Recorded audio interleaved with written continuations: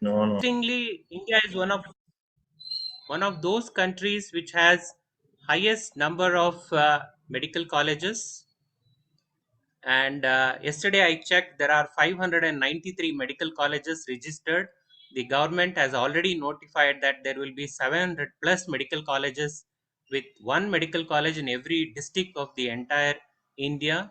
So there are nearly 88,000 MBBS students, and the government is keen to increase to 100,000 medical students every year. The postgraduates in India have substantially increased. Yesterday, when I checked, there were 1,142 postgraduates in DPM and MD apart from DNB. We know that there are more than 3,500 psychiatrists who are working as faculty teachers in the medical education institutions, and more than 2,000 psychiatrists working as faculty teachers in institution with postgraduate education. And that is why the relevance of psychiatry education and faculty training is important. Whether it is public health issues, morbidity and mortality, stigma, economic impact, the psychiatry education and faculty training will remain as the most important factor. The psychiatry teachers are crucial in this context, and they have numerous challenges at many levels. And psychiatry teachers constantly require encouragement, enrichment, and incentives. The best investment can only be in education and in the teachers. So, this national CME on psychiatry education and faculty training is indeed a rare occasion, and it is really most progressive and inclusive because it has brought together psychiatry teachers, postgraduates, undergraduates, premier educational institutions, and administrative heads who are here. The leadership from the Indian Psychiatry Society is here.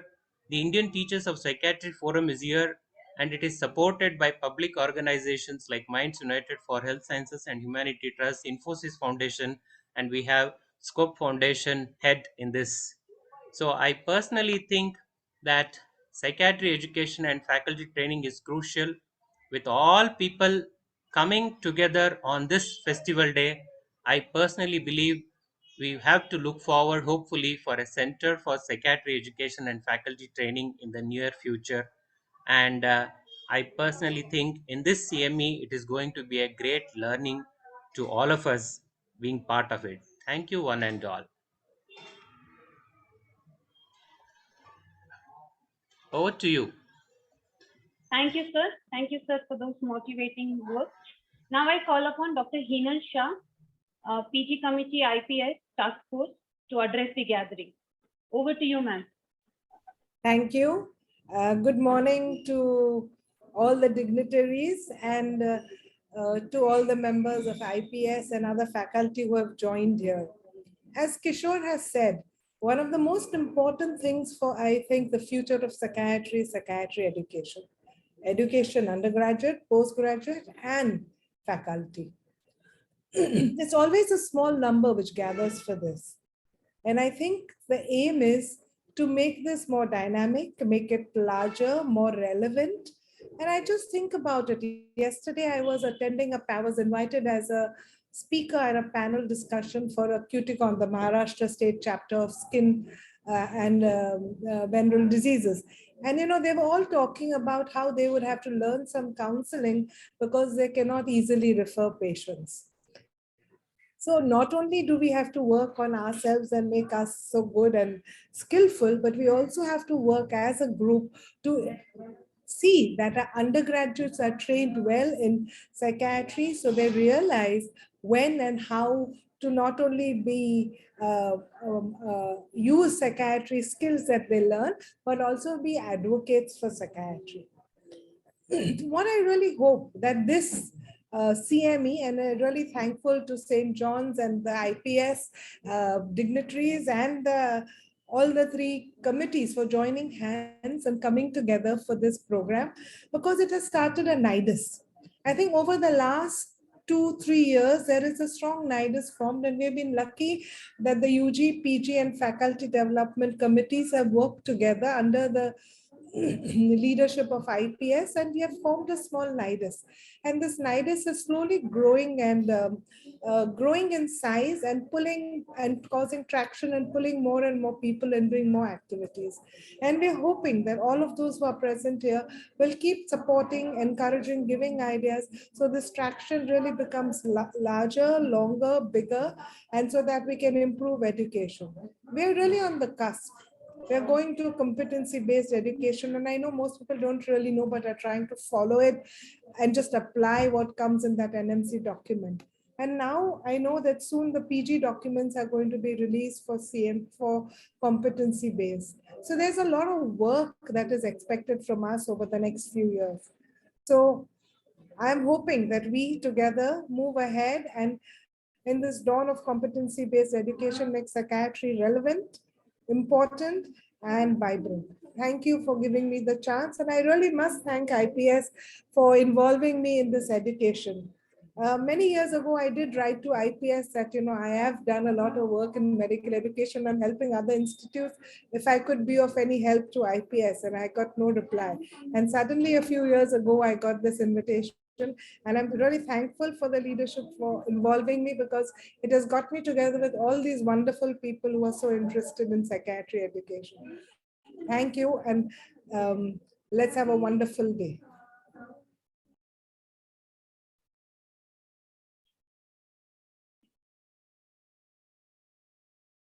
Thank you, ma'am. Now it's my pleasure to call upon our beloved Dean, Dr. Dr. George D'Souza, St. John's Medical College, to address the gathering. Thank you. Distinguished members of the Indian Psychiatric Society, members of the Task Force for Undergraduate and Postgraduate Training, faculty and participants. Welcome to this national level CME on undergraduate and postgraduate psychiatric training and faculty training in the country, organized by our Department of Psychiatry in conjunction with Minds United for Health Sciences and Humanity Trust and the Indian Teachers for Psychiatry Forum. Also wish you a very happy Sankranti. Your presence here on a holiday, and that too on a weekend, shows your commitment to this cause, psychiatric training in the country. I think this is the second program on psychiatric training that our department has undertaken over the last couple of years. The department runs a good undergraduate and postgraduate program and is continuously improving on it. Hence, it is well equipped to do such a program. In fact, some of the initiatives and innovations of the department, like postgraduate, student mentoring, etc., are incorporated in other departments in our college. The college also is the NMC Nodal Center for Medical Education. It is, I think, unique that this program is sponsored and initiated by the Indian Psychiatric Society, and the society has a task force to lead this program. I don't think, to the best of my knowledge, any other national society has involved itself in undergraduate and postgraduate training to this extent. This is a welcome initiative, as it will involve all the stakeholders and bring together a wider discussion. It will facilitate genuinely national standards in undergraduate and postgraduate psychiatric training. The need for more psychiatrists and the need for undergraduates to be trained in psychiatry needs no further reiteration. The need in undergraduate training was brought out starkly to the forefront by the current pandemic. What needs discussion is probably the way it needs to be delivered to be effective and to equip our young medical graduates to be able to holistically deal with patients, as mental health is intrinsically linked to overall well-being. I wish the CME all success and wish you all a fruitful day of deliberations. Thank you.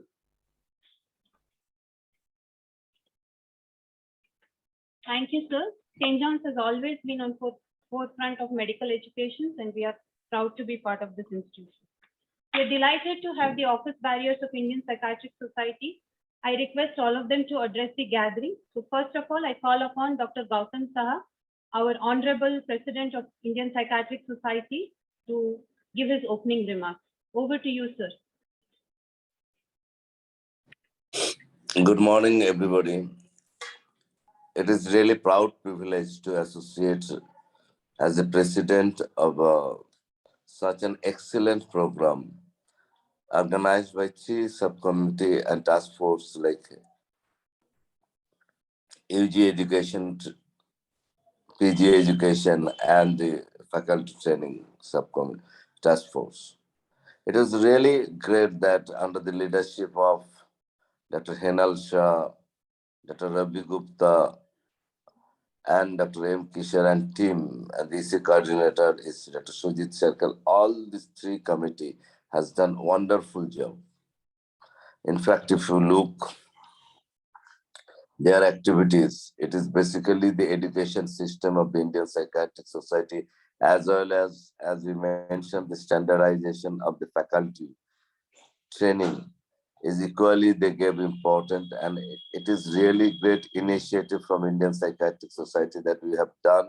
In fact, we have done lots of work in this in the last 1 year, and I hope that if we go ahead along with the St. John's Medical College and team, definitely we'll do further and make the psychiatry, because education is very, very important as far as our future is concerned.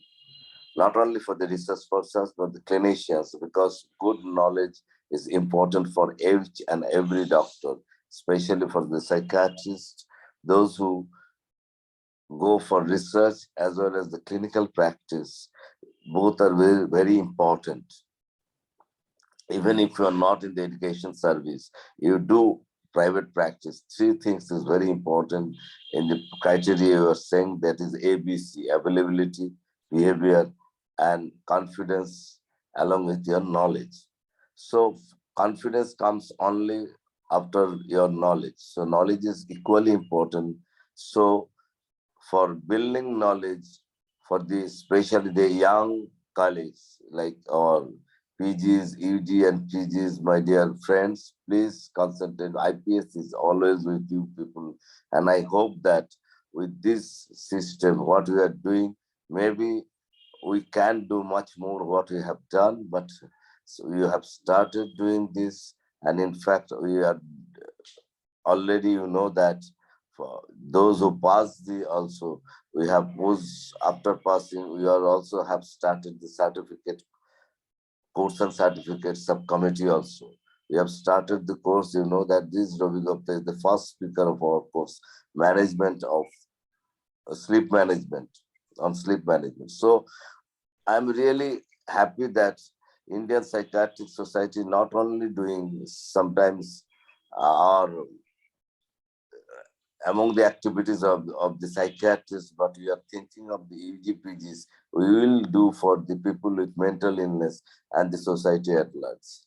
Psychiatric Society will do not only organizing the conference, as well as we are doing our job and spread our activities among the scientific things with the training and knowledge sharing and all these things. So I hope this committee in the last 10 years, all the three committees have done superbly, and I'm really proud of that as being a president. Thank you so much, all of you.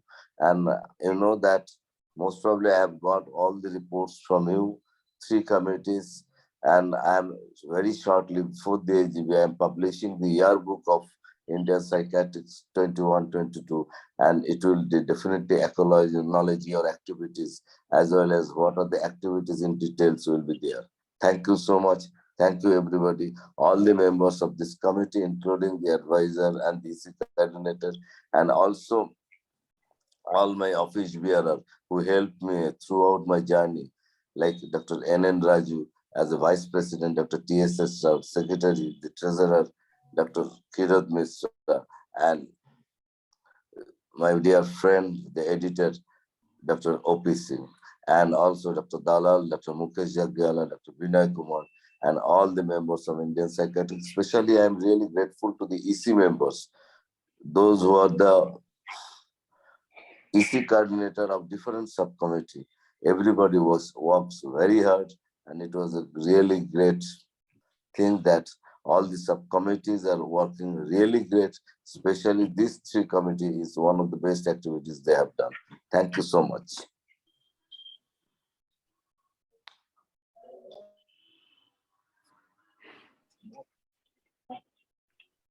Thank you, sir. Thank you for all those supports. Thank you very much. I think Dr. N.N. Raju, President-elect, has not joined. While we wait for him to join, may I welcome Dr. T.S.S. Rao, Dr. T.S. Satyanarayan Rao, Honorary Secretary of the Indian Psychiatric Society, to address the gathering. Over to you, sir. Good morning, everybody, and at the outset, wishing you all happy greetings for Makar Sankranti and the New Year. As Honorary General Secretary, I'm one of those extremely happy persons because a lot of activities, though Corona has affected all aspects of our life and almost every aspects of any society or organization, but still we were able to continue with a lot of activities. As President emphasized, IPS has almost always emphasized about importance of education, and we are really happy that apart from these three committees which are doing work, a lot of programs that have been introduced which have been accredited to World Psychiatric Association. Coming to St. John's Medical College, I was in that institution for about 5 months in 1979. I think at that particular time, a lot of these young people must not have been born. And I am very well aware of the nature, culture, and the way the institution works. I'm really proud to be called as, some time back I was there in St. John's, and now we are associating with this. And these three committees, in fact, the UG, PG, and the faculty training. In the beginning, we had a lot of anxiety how it will go. We were emphasizing about collaboration. We were emphasizing about collaboration with the different organizations. In fact, all the parameters, if you try to look at, these three committees have done it with great aplomb, and I'm really grateful to each and every one of you. Because to run a program for a committee itself is actually something quite difficult. All the three joining and synergizing and coming out with such excellent programs. And for the program like this, even at the peak of Corona, that there are about almost 60 plus e-posters, and the faculty who of Indian Psychiatry and elsewhere. In fact, it speaks volumes about how this particular committees have gone about. I'm really grateful to all the EC coordinators, so also the advisors, and each and every one member involved with each of these committees for the great work you have done. As a student, in fact, it is for a faculty too, it is a learning experience. That's what actually Kishore mentioned. Kishore is my colleague, and I have seen his work from the very close quarters, and he has a very bright future in the coming days, I can emphasize. Ashok, Henal, Nilesha, and in fact, each of these people have done a great contribution, and we are going to listen to them is something actually wonderful for the new year to start with. So also the other organizations for the scope and Infosys and others who have joined, we are really grateful to you personal level, and so also at the IPS level. We really look forward to continue working in this particular area. Thank you very, very much. And I wish this program all the success, and it will be a good learning experience. We are more than confident in the beginning itself. Congratulations. Thank you.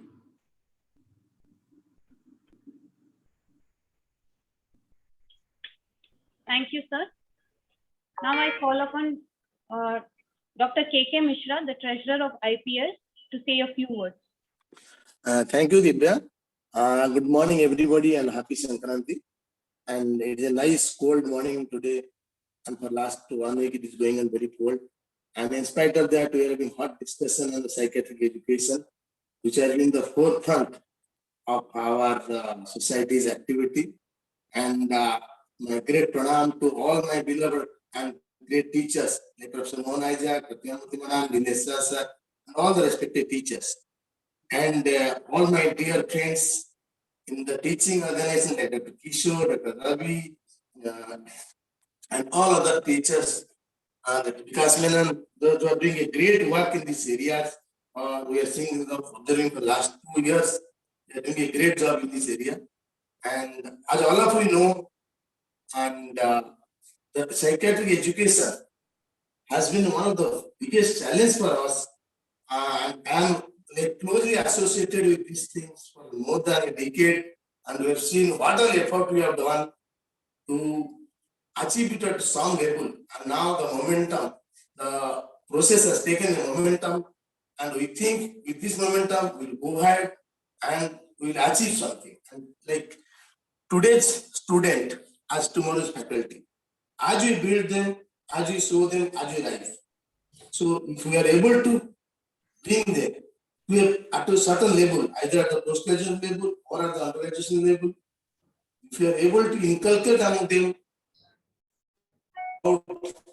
the importance of psychiatry, I think we should be able to achieve something in the patient care management, which is our main and the final aim for the as a subject specialty. As the great people like D'Souza has told, and what is the importance of the psychiatric education and why, I think we are maybe the one of the subject specialty where we are focusing on about the psychiatric, it's about the education at the UG and PG level. And there is a part to it because we are lag behind for the years and we need to watch something for this. And the people like great people like Murthy who have joined for this cause, and we are really grateful to them. And at the outset, I was grateful to all our the office bearers, IPS, Dr.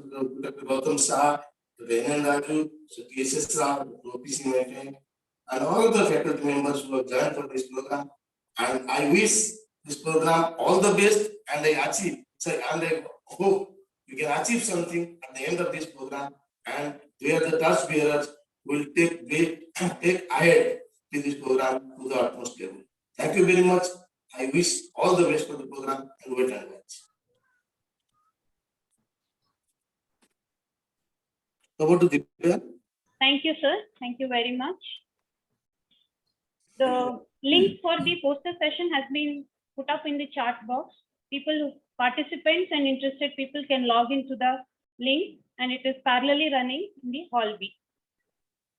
Now I call upon Dr. Om Prakash Singh, the editor of IPS, to say a few words. Good morning, everyone. The dignitaries, our President IPS, Dr. Gautam Saha, Dr. Murthy, Scope Foundation, Dr. Pratima Murthy, Director NIMHANS, Dr. Srinivas Murthy and others, Mohan Isaac, and all the other dignitaries which are present. And our team of other my colleague office bearers, Dr. Kishore, Dr. Henel, Dr. Nilesa, Dr. Sujit, Dr. Kishore, Dr. Ashok. As you have heard from our President, IPS is quite committed towards UG and PG education, and having 3 committees is something which is unheard of, as our guest Dean sir has said, that no other organization is doing it. For me, it is very personally, I have been associated with this committee from very long, and for me this is very personal because for 10 years I have been teaching only UGs in my early career. And 2 things, psychiatry, there has been 3 things which has been important. First, there has been a lot of stigma, and some of the stigma was because of us, because we do not know how to teach the UGs. We start with some archaic, lot of concepts which they find difficult to grasp, and they move away from the psychiatry. So one of the problem was from us, and the second problem was the standardization of PG education all over the country in different departments. So these are the mainly 2 things. Now competency-based curriculum has brought a lot of clarity, but this committee is doing wonderful work in both the fronts, and we are proud of the work, and I think that this seminar is going to be very useful to all of us. Thank you. Thank you so much. Thank you, sir. I thank all the office bearers to address the gathering. It's my great honor and pleasure to call upon Dr. Pratima Murthy, the Director of NIMHANS, to address the gathering. And also Dr. Pratima Murthy will be inaugurating Mind's newsletter website after her talk. A small video will be played after her talk before she inaugurates the website. Good morning, ma'am. Good morning, sir. Thank you very much, Divya. And you mentioned that it was in the shadow of COVID. I think we'll just call it in the background of COVID. I think you've actually demonstrated that COVID, while it has all its other problems, at least on programs like this, has helped people to focus and come together in this fashion. So first of all, let me wish you all a very happy Sankranti. And secondly, I just wanted to say it's wonderful to see that this national CME brings together a confluence of all the training that we're talking about. And I did notice initially that Dr. Kishore, I think, and several other people talked about the palpable excitement. Dr. George D'Souza also mentioned it. And I think it's very exciting when you all come together. And we know that when we talk about training or any other program, we talk about the 4 Ws or the 5 Ws. And therefore, to really know, whom we are targeting, what we are trying to teach them, tease out when is the appropriate time, undergrad, what is there an undergraduate, postgraduate, and continuing medical professional education, and how are the means through which we can do it, I think is in itself exciting. It's also very exciting to see all the office bearers of the Indian Psychiatric Society who have taken so much responsibility in organizing this. Many friends and colleagues from St. John's Medical College who are organizing the national CME, the various trusts that have been involved, including a namesake, Mr. Murthy, who's so generously been involved in this whole thing, the subcommittee on training, all the others, the Minds United and the Teachers Forum. So I think it augurs very, very well for taking psychiatry forward. Since the excitement is in the air, I'm just going to mention a few E's, which might be something that this whole group will consider when we take the idea of psychiatric training forward. And in some ways, Kishore mentioned a couple of the E's, which was encouragement. And I think you've provided a great platform for encouraging young people to come in and get involved in this training. Education is the core factor as to why we're coming together. And we know that education is not just the transfer of knowledge, it's really a 360-degree, development of our teachers, of our postgraduates, of our undergraduates in really understanding. I'm going to talk about how Kishore again mentioned numbers in terms of how PG training has expanded, but in the expansion comes newer challenges.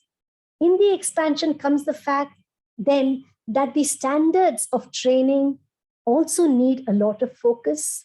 There needs to be a lot of support to people, to young faculty who are taking up training in different parts of the country, especially the remote parts of the country, where they may not have the kind of standards of training, or they may not be exposed to teachers of experience, and that's very important. It's also very important to excel in terms of developing these standards of care, and that's something that we constantly need to do. The experience that we have, there is enough evidence here that there's so much experience in the Indian Psychiatric Society, in the various institutions that have come together. Professor Mohan Isaac, for one, has been involved in postgraduate education as well as undergraduate education for a very long time. There are several other mentors whose experience one needs to use. We've also had the experience of things not working very well. In the 5-year plan, I remember there was a huge investment in mental health, and all that investment never got utilized. In fact, that was possibly one of the dark days for mental health care in the country. But I think it's important now to move on, and considering that the NMC has made so much relaxation in actually having more centers, encouraging more centers to have PG training, looking at the recommendations. I remember Dr. Mohan Isaac and I and several others, Ashok and everybody else, was part of the IPS subcommittee on postgraduate training. I think there is a lot of groundwork that has been done, which needs to be taken forward. We also need to acknowledge particularly the mentorship program that this group has started to look at young PG teachers. And I think if we enthuse young PG teachers to be role models for others and have either a formal mentorship program or inculcate mentorship in various areas will be going forward. And of course, I just wanted to also add that it's very exciting that Mr. Murthy and his organization have come forward to support some of the activities, as has Infosys. So you actually see, in some ways, the advantages. Sankranti is a time when you reap the produce of the last year. So I think this is an occasion where we actually engage other people to come together. COVID has taught us the importance of mental health. And I think, therefore, looking at psychiatric education outside of just, postgraduate, undergraduate training, to really look, and Dr. Shah mentioned that very nicely, that people outside of us, when you look at comorbidities in communicable as well as non-communicable diseases, there's a huge amount of mental health morbidity.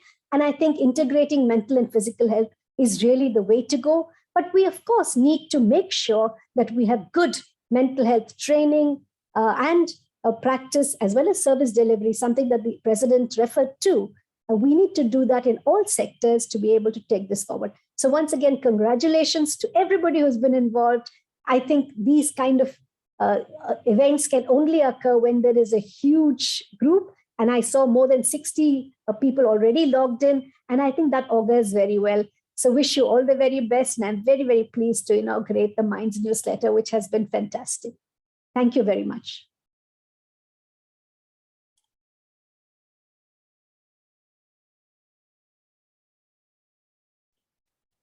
Thank you, ma'am. We'll shortly play the video. After that, you can inaugurate the website.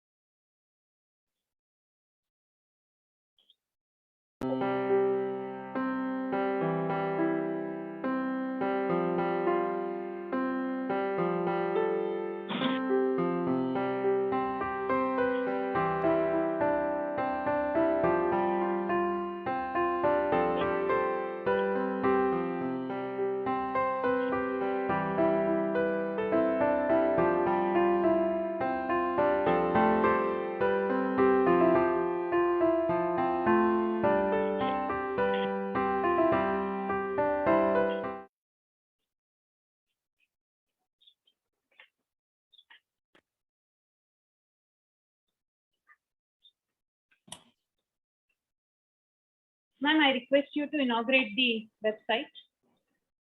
Thank you very much. I take great pleasure in inaugurating the website. And I hope it just moves from strength to strength.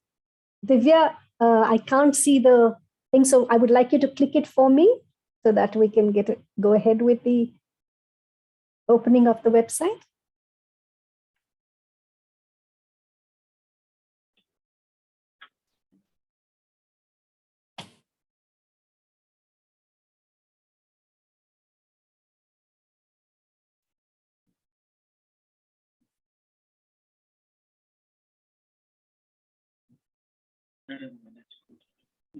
Ma'am, we'll just put it in a minute in the chat box, then you can click it. Yeah, please do that.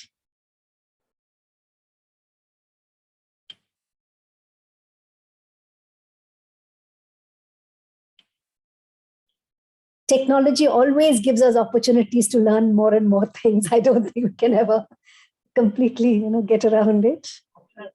Dr. N.N. Raju has joined.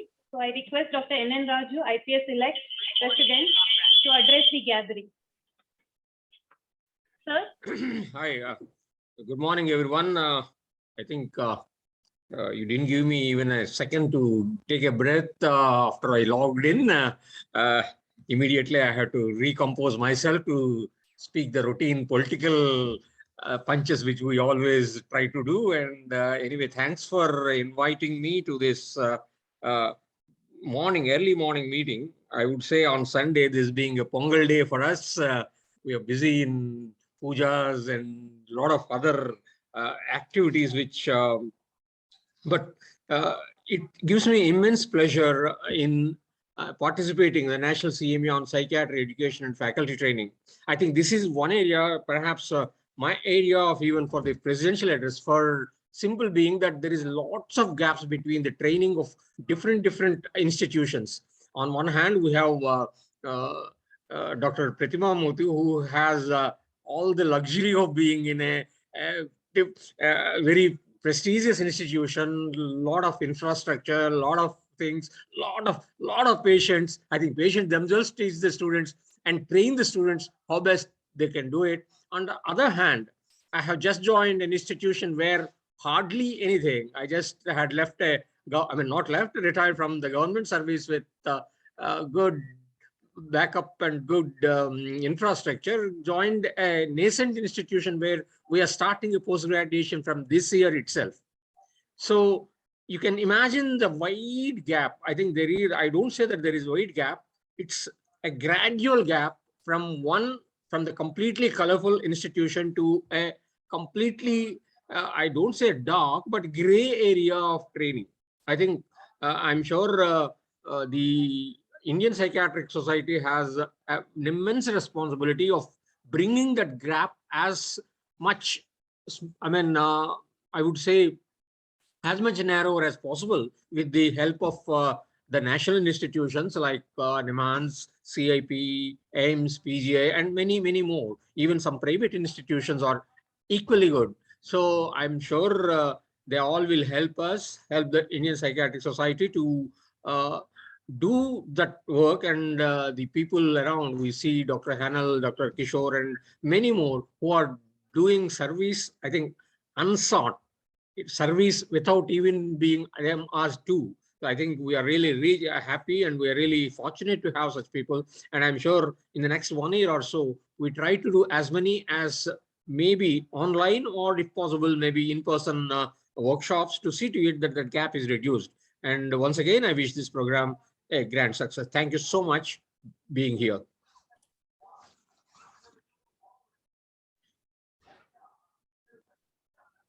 Divya may go ahead and press the link. Yes, ma'am. Yes, ma'am. Okay.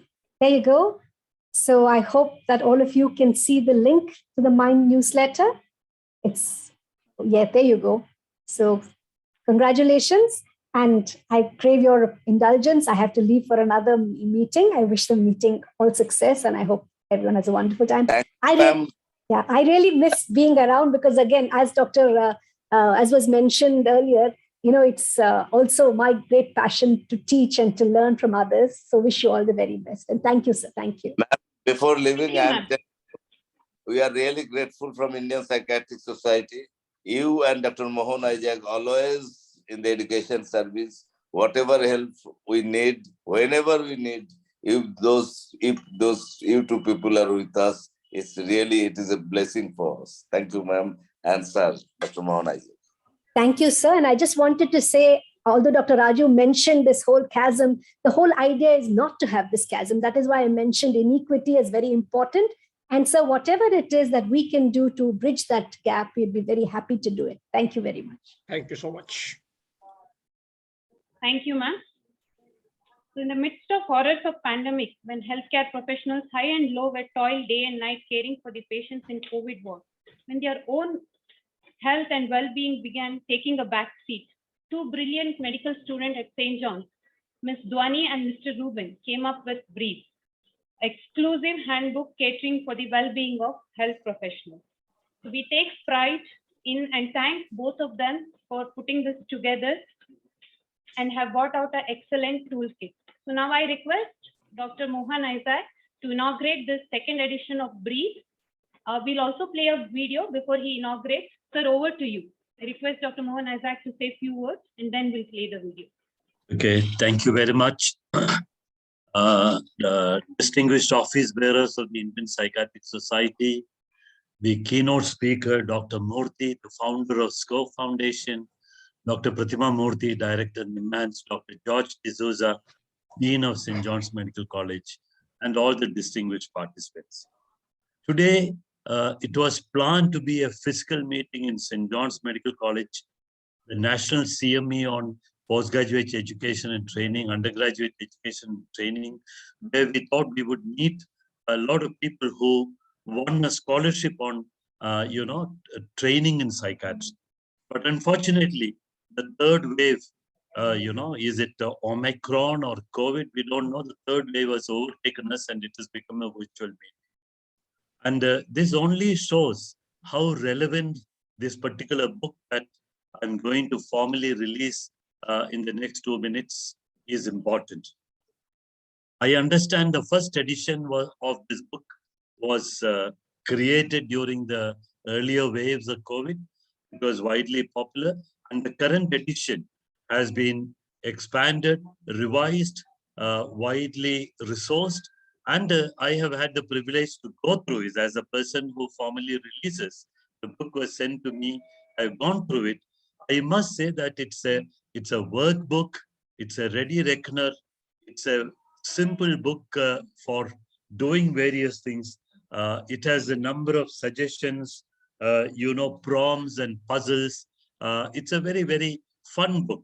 Actually, in the midst of all the heavy work that healthcare workers are involved in, I think this is something which will help people to attain work-life balance.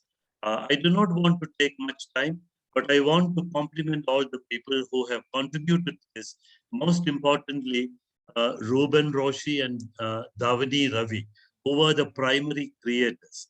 But I know the idea for this kind of a well-being book was that of Suhas, Dr. Suhas Chandra, and Dr. Priya Sridharan, who edited and helped these students. I know that there are a lot of people, a lot of medical students of St. John's Medical College, from the first year onwards till the final year, who have contributed in very many ways. I mean, some people have contributed to the cover, some people have contributed to the art, some people have contributed to the generation of resources, etc., etc. So it's a wonderful book. And as the authors have claimed, it is the St. John's Handbook for well-being of healthcare workers during the pandemic and beyond. I found literally every section very useful. There are puzzles, there are little things to do. There are suggestions for daily journaling. In the midst of heavy work that we as health professionals are always exposed to, this is something which we can, help retain some kind of balance. I want to recommend this book for all healthcare workers all over the country. I mean, we thought the COVID was, where people had already started talking about the post-pandemic. But, we have been rudely woken up to the third wave. We don't know. Many people say that the current pandemic will follow the pattern of the Spanish flu more than 100 years ago. That had 4 waves. So we are only in the third wave. Maybe in some countries it is a 4th wave. But we are in the midst, and I believe that a lot more people, healthcare workers, have been diagnosed positive, and they're all on home isolation. So I strongly recommend that this book to everybody. I have great pleasure to open this. Going through this book also brought on very, very nostalgic memories, because the foreword is written by a very distinguished alumnus of St. John's Medical College, Kaveri Nambishan. She used to be known as Kaveri Punacha. She was the daughter of the former Railway Minister of India, CM Punacha from Coorg. Why nostalgic? Because Kaveri joined St. John's Medical College in 1965, and I joined Bangalore Medical College in 1966. Those days, we used to have a pre-professional course, which was the first year course. And Kaveri used to come to St. Joseph's College for her pre-professional course, because St. John's was a very new college. Of course, I don't have to talk about Kaveri. She is better known as a novelist, writer, won many awards. She has given her readers not only glimpse of, the place that we all know, Coorg. She has written numerous novels. She is also a very well-known surgeon. So she has written the foreword. Of course, there is also a chapter by Divya, I think, about, dealing with all these kinds of problems. And it's an excellent book. The first thought which came to my mind, the book is titled Breathe 2. It talks, the cover is very fascinating. The cover talks about the healing power that a deep breath can have on a healthcare worker. But when I first got the copy of this, what reminded me was another famous book by Paul Sudhir Kalanidhi, which is titled When Breath Becomes Air, which is something which is worth reading for all healthcare professionals. He talks about what makes life worth living. So I would conclude here by recommending this excellent book, Breathe 2, second edition, produced excellently by a group of students of St. John's Medical College, ably guided by the Department of Psychiatry. Not only the Department of Psychiatry, but I don't know the current Vice Dean or former Vice Dean, but a good friend of mine, Dr. Dennis Xavier. So back to you, Divya. It's my great pleasure to formally, release this book. Thank you very much. Thank you, sir. We'll shortly play the video.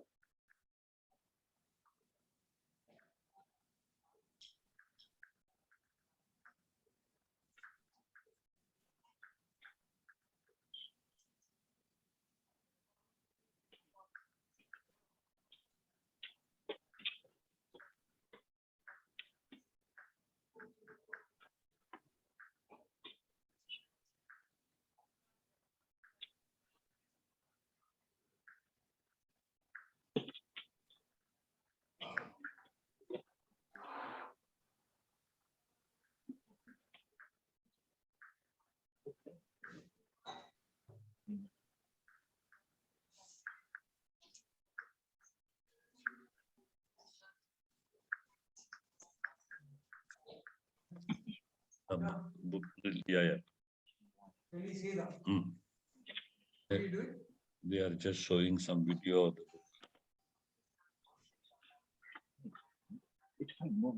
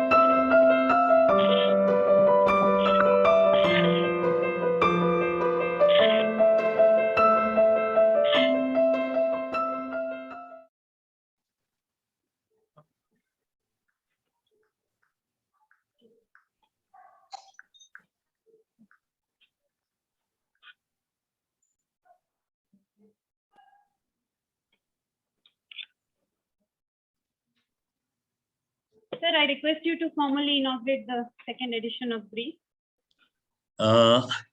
Thank you very much for showing that video. I was wondering how to convey the richness of the book to the audience. But by flipping through a few pages, you have shown the very, very rich content of this book, which I strongly recommend. It's my great pleasure to formally open this book and recommend this for healthcare workers all over the country, not only in St. John's, everywhere. And I think it would be an invaluable global product for use by healthcare, because these are very, very universal things. Whatever the book says, in a very fun way, you can relax and you can maintain that work-life balance in the midst of COVID. So I have great pleasure to formally release the book. Thank you very much, and back to you. Thank you, sir. Thank you very much. We conclude the introductory program. Now we move on to the keynote address. So ladies and gentlemen, we now have the keynote address by our eminent speaker, Dr. Halligere Murthy, I request Dr. John Stephen to chair the session and introduce the speakers. Dr. John Stephen is Professor of Dermatology at St. John's. He's also the Vice Dean of Postgraduate Studies, Head of Department of Medical Education. He has had 20 years of teaching experience and 12 years of medical education leadership. He's the convener of NMC Nodal Center for Faculty Development, member NMC Expert Group monitoring implementation of competency-based medical education, and member of Expert Group UG Medical Education Board, NMC. Over to you, Dr. John Stephen.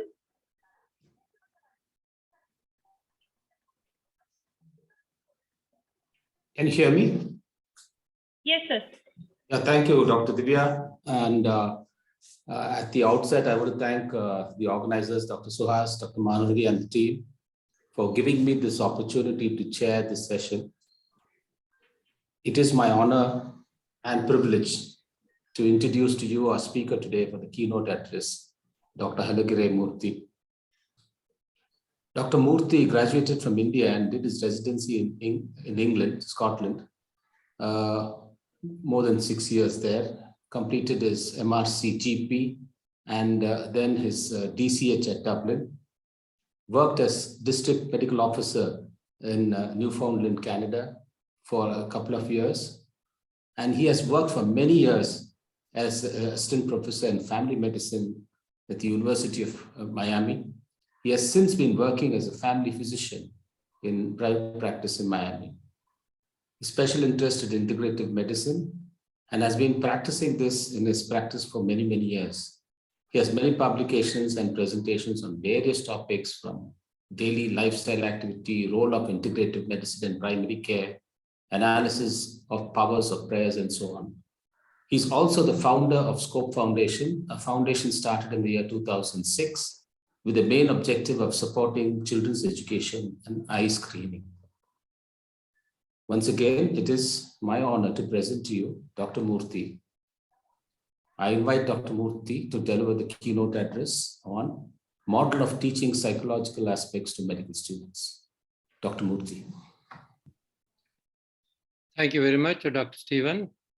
Thank you, the whole committee, for inviting me. It is an honor and also a privilege to be here to address the gathering of wonderful experts in psychiatry.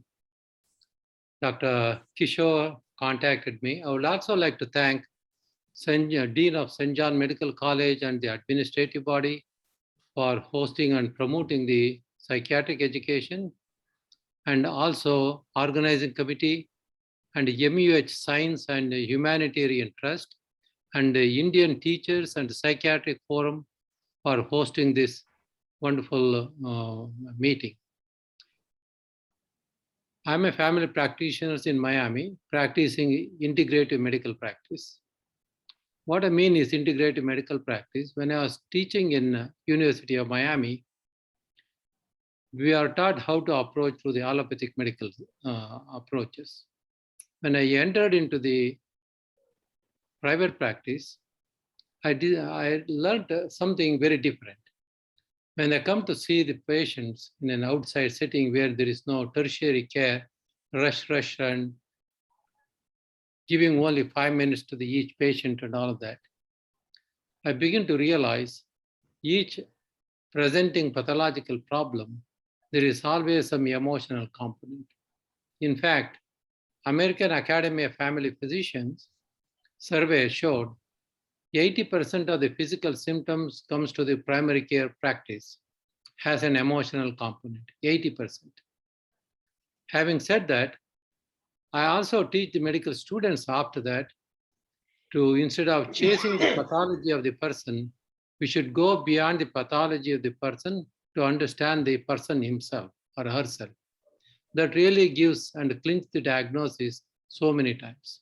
That is what I have done, and then started doing the integrative medical practice. Having learned that the stress around the world is very high, and especially in the United States is very high. And knowing the emotional issues of the society, when our United States Surgeon General was going across the United States, traveling to learn the problems of how to combat the opioid addiction. For his own surprise, he's a young man. For his own surprise, he found out bigger than the opioid addiction was the emotional problem. Coming to him, talking to him about it, individual people, the group of people, the school teachers, and all of those individuals, that huge amount of emotional distress, what is sitting inside the society, not being addressed overtly, really brought him to understand and give that information to the society. And he wrote a book called Together. And it became a New York Times bestseller. And it gave the best example of how to coordinate the emotions of the individual, interactions of the individuals instead of the technological interaction that would really give the information. Having said that, the emotions are very high all around the world. Only in certain parts of the world we are recognizing it. WHO says there are about 700 million people suffering from the mental problems. Out of 700 million people, close to 700 people commit suicide. And the majority of these suicide deaths are happening in the people below the age of 30. Up to 70% of the people below the age of 30, they are committing suicides. And because of that, this is the World Health Organization statistics. But in India alone, there are a lot of information, a lot of psychiatric problems is there. According to the statistics, what I have learned, close to about 20% of the Indian population is affected.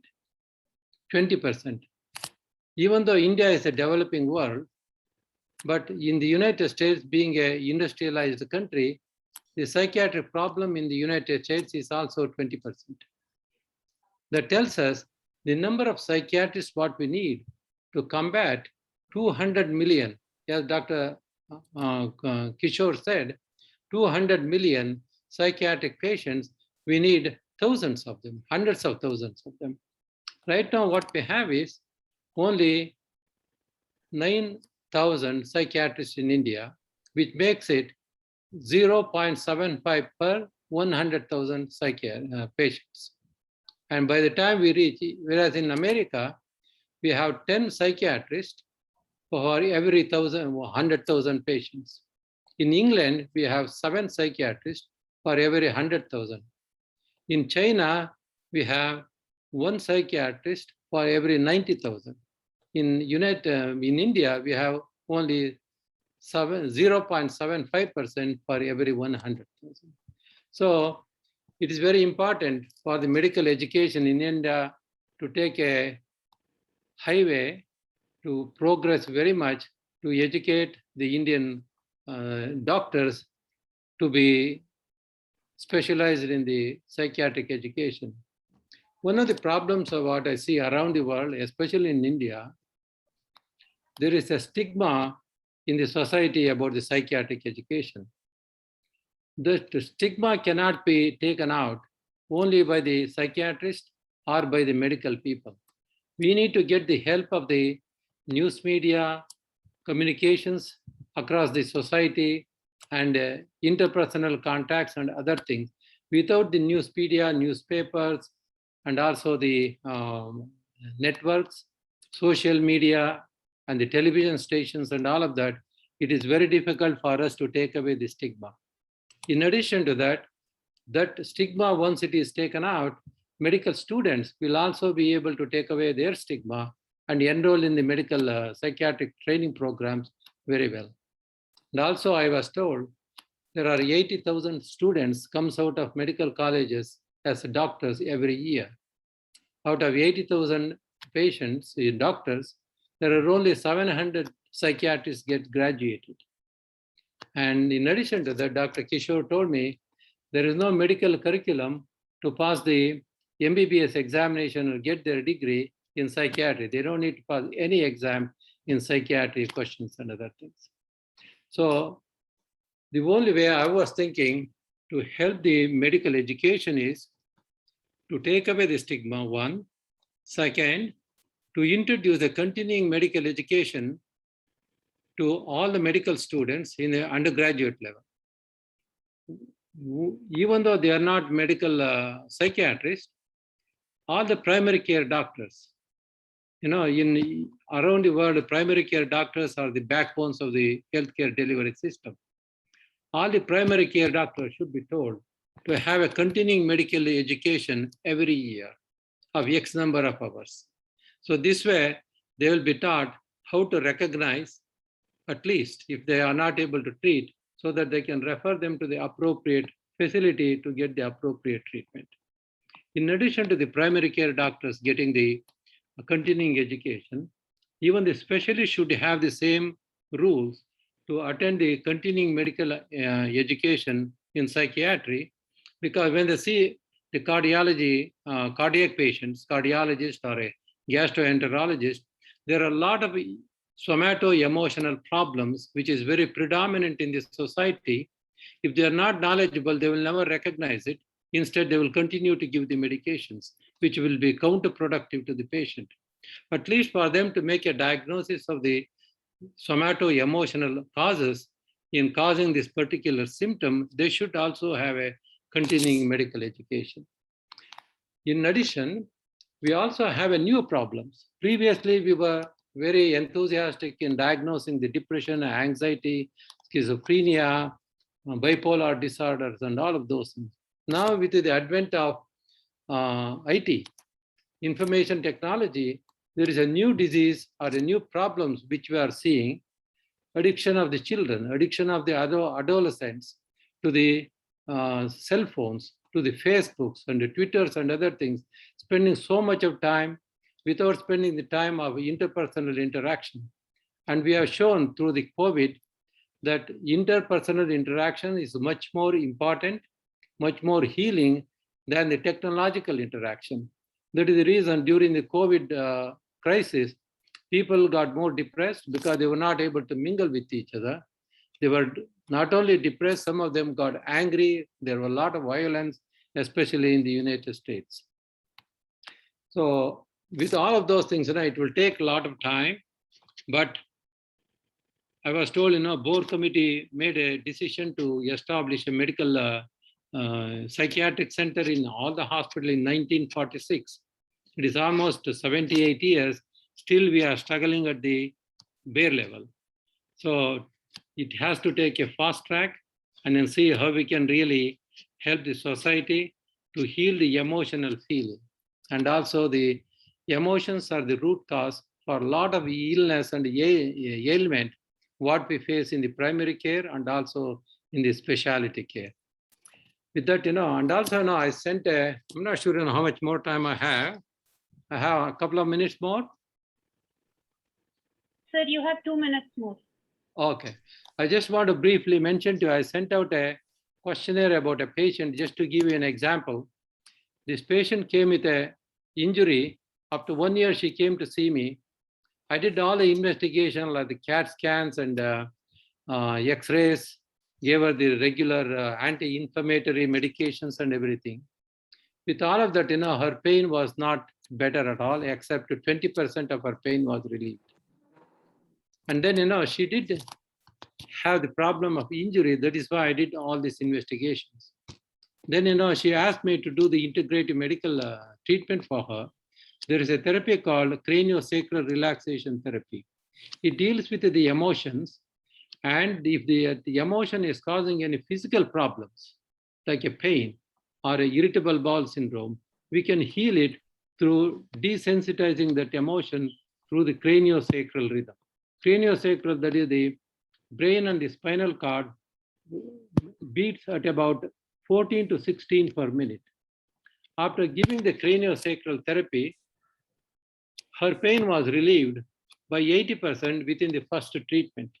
The reason I'm mentioning that is the power of the mind is so strong. The power of the emotions are so strong. Unfortunately, the mind has been neglected a lot. So it will not get the relief until it produces the pain in the physical organs. This is one of the things what she had, because she was worried about her daughter dating a man with a younger boy, and she was worried where the relationship will not happen. And if that did not happen, she would have a lot of disappointment. That is the emotional tension she had. Once the treatment was given, she was better. When her daughter got married, she was totally better. I just wanted to share that information with you, how the emotions plays a very dramatic role in producing the physical symptoms. So if I change the physical symptoms only, I will never be able to heal her. And you as a psychiatrist, you are on the, what do you call it, in the peak position to identify these things, to prevent and alleviate the symptoms and the suffering of the people, and to save the people who are committing suicide at the age of 30 or before the age of 30, depriving their life, depriving their family members of the pleasure of their growth. I really appreciate all of your commitment to help the society and treat the suffering of the humanity. And I wish you all the best of luck, and thank you for inviting me. Thank you. Thank you, Dr. Murthy, for that wonderful session, highlighting the role of emotion, and in such a short time, you've drawn attention to all those very, very important things to consider now in this age. And you also touched upon the role of how it has changed.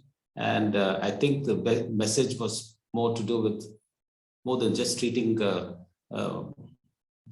disease that the person has. Look at the person with the disease and focus on the other aspects as well. Thank you so much. And Divya, do we have time for questions, or should we wind up? So we are running short of time, so we may not have time for questions. So perhaps later at the end of the day, some questions. Thank you so much for the organizers. Thank you very much. Dr. Murthy. Thank you. Thank you, everybody. Thank you. Thank you, Dr. Haligere Murthy, for enriching insights into the teaching of psychiatry to young undergraduates and doctors. Thank you. I also thank Dr. John Stephen for chairing this session and sharing this thought. We move on to the second lecture now. We have the most relevant topics of our time: psychiatry education during COVID-19 pandemic, what we have learned and way forward. Dr. S.M. Manohari, Professor and Head of Department, St. John's Medical College, will talk on this topic. Now I request Dr. Nilesh Shah to introduce the speaker. Dr. Nilesh Shah, Professor and Head of the Department, Lokmanya Tilak Municipal General Hospital and Medical College, Mumbai. He has an immense teaching experience both in undergraduate and postgraduate. He's had 200 publications in various regional and international journals. He has many awards to his title. I'll mention few of them: Best Paper Awards of Bombay Psychiatric Society, Indian Psychiatric Society, Shanti Niketan Award of Association of Industrial Psychiatry, etc. His areas of interest are child psychiatry, consultation, liaison psychiatry, electroconvulsive therapy. So over to you, sir.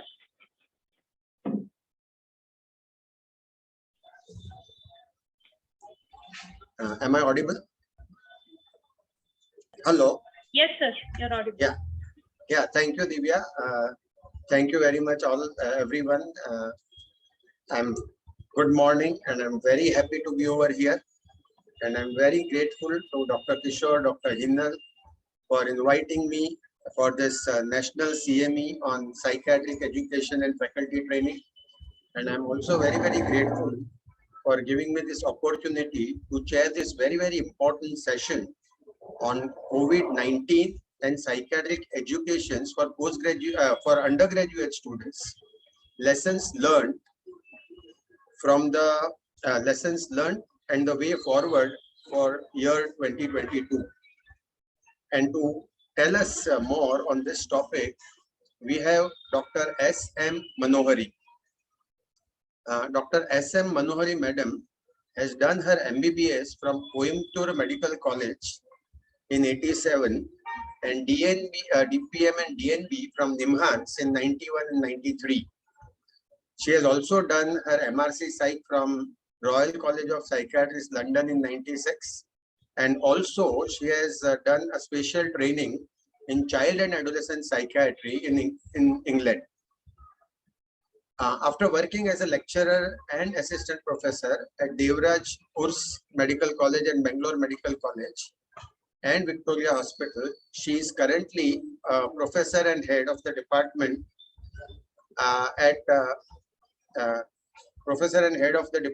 and of psychiatry and consultant adolescent psychiatry at St. John's Medical College and Hospital.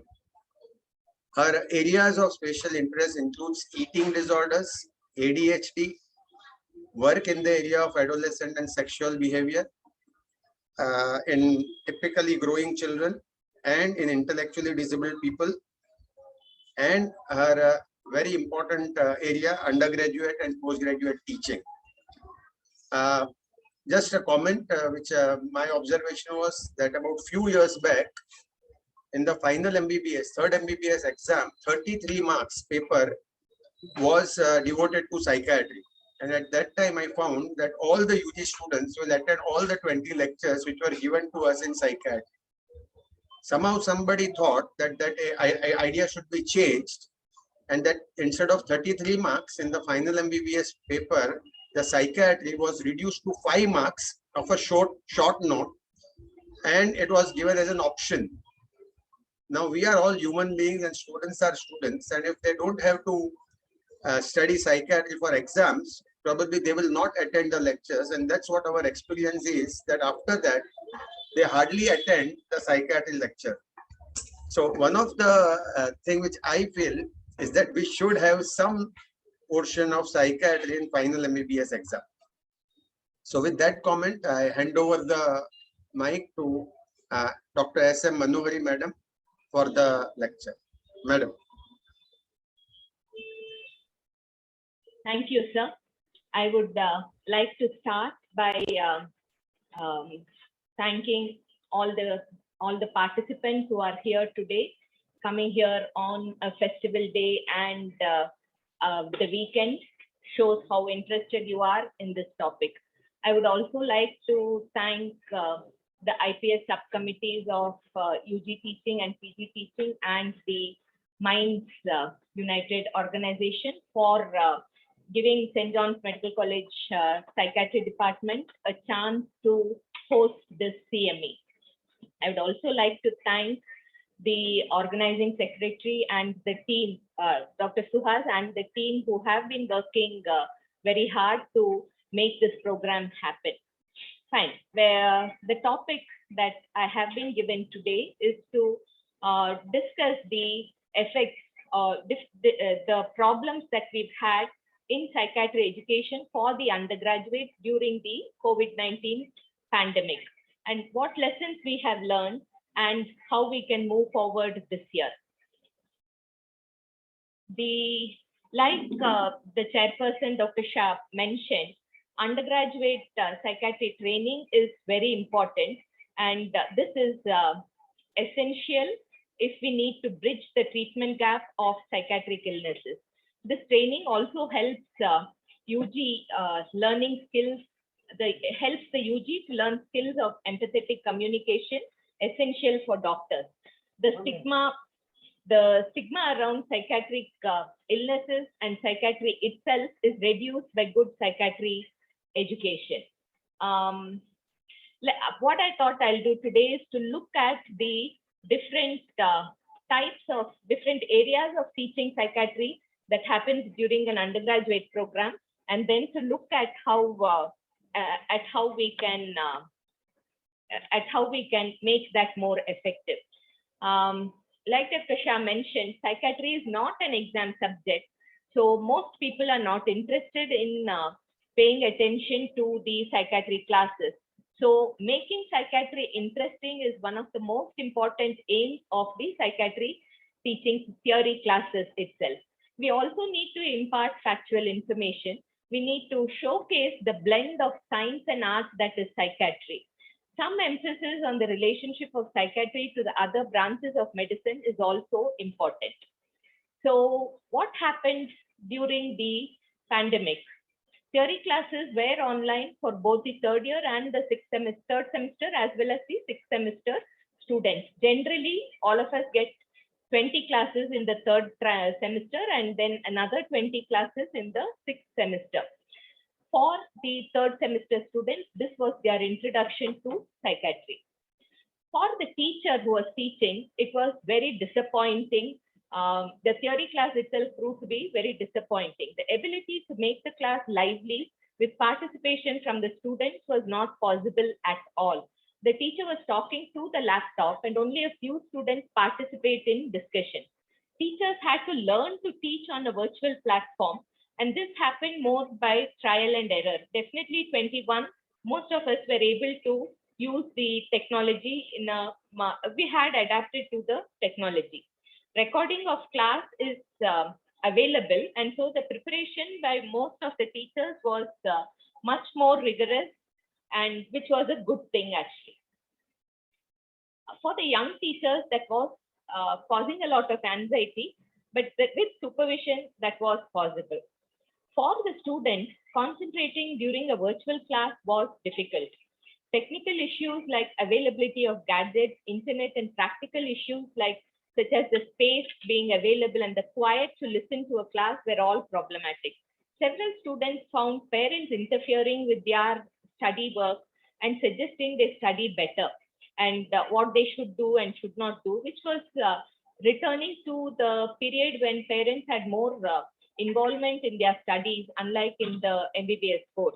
So many students found this very stressful, and at St. John's, we actually conducted de-stressing programs and how to manage studying at home during the COVID programs for our undergraduate students. The environment for student interaction and peer discussions were also not available. And that background of anxiety for about the pandemic was always there, especially in 2020. Many students tend to log in and not actually be in the class. They plan on listening to the recording, which for a non-exam subject does not happen at all. So that is what happened with the theory classes. The next lot of teaching happens in the clinical classes. The clinical classes, students are posted in psychiatry for 15 days during the 4th semester. And this is the CB, the curriculum that has been given by the National Medical Council. The main aim of a clinical class is to demonstrate the signs and symptoms, and for the students to practice on acquiring the skills to know and understand this. To interact with patients and learn interviewing skills and counseling techniques was another important goal of the class. To be able to make diagnosis of common mental illness and learn some aspects of management of this was also needed. So what happened during the pandemic? All classes in 2020, all the clinical classes were online. Some classes were offline during 21, but in 21 also some classes were online. This happens almost throughout India. When online, we use simulated patient and occasionally an actual patient. Some teachers did not have any kind of patient at all. And so it was similar to a theory class without the slides actually. The clinical class was not actually a clinical class. What we found was that simulated patients were often students, and they tend to rattle off the criteria for diagnosis, and they find it difficult to act, to be the patient actually. Most teachers use a laptop to take the class. The camera is able to focus only on the face of the patient, and demonstrating other signs are not possible. Both the student as well as the patient find it very difficult to participate in the interview. Though constantly we have tried to ensure that the patient is interviewed by the student from wherever the student is.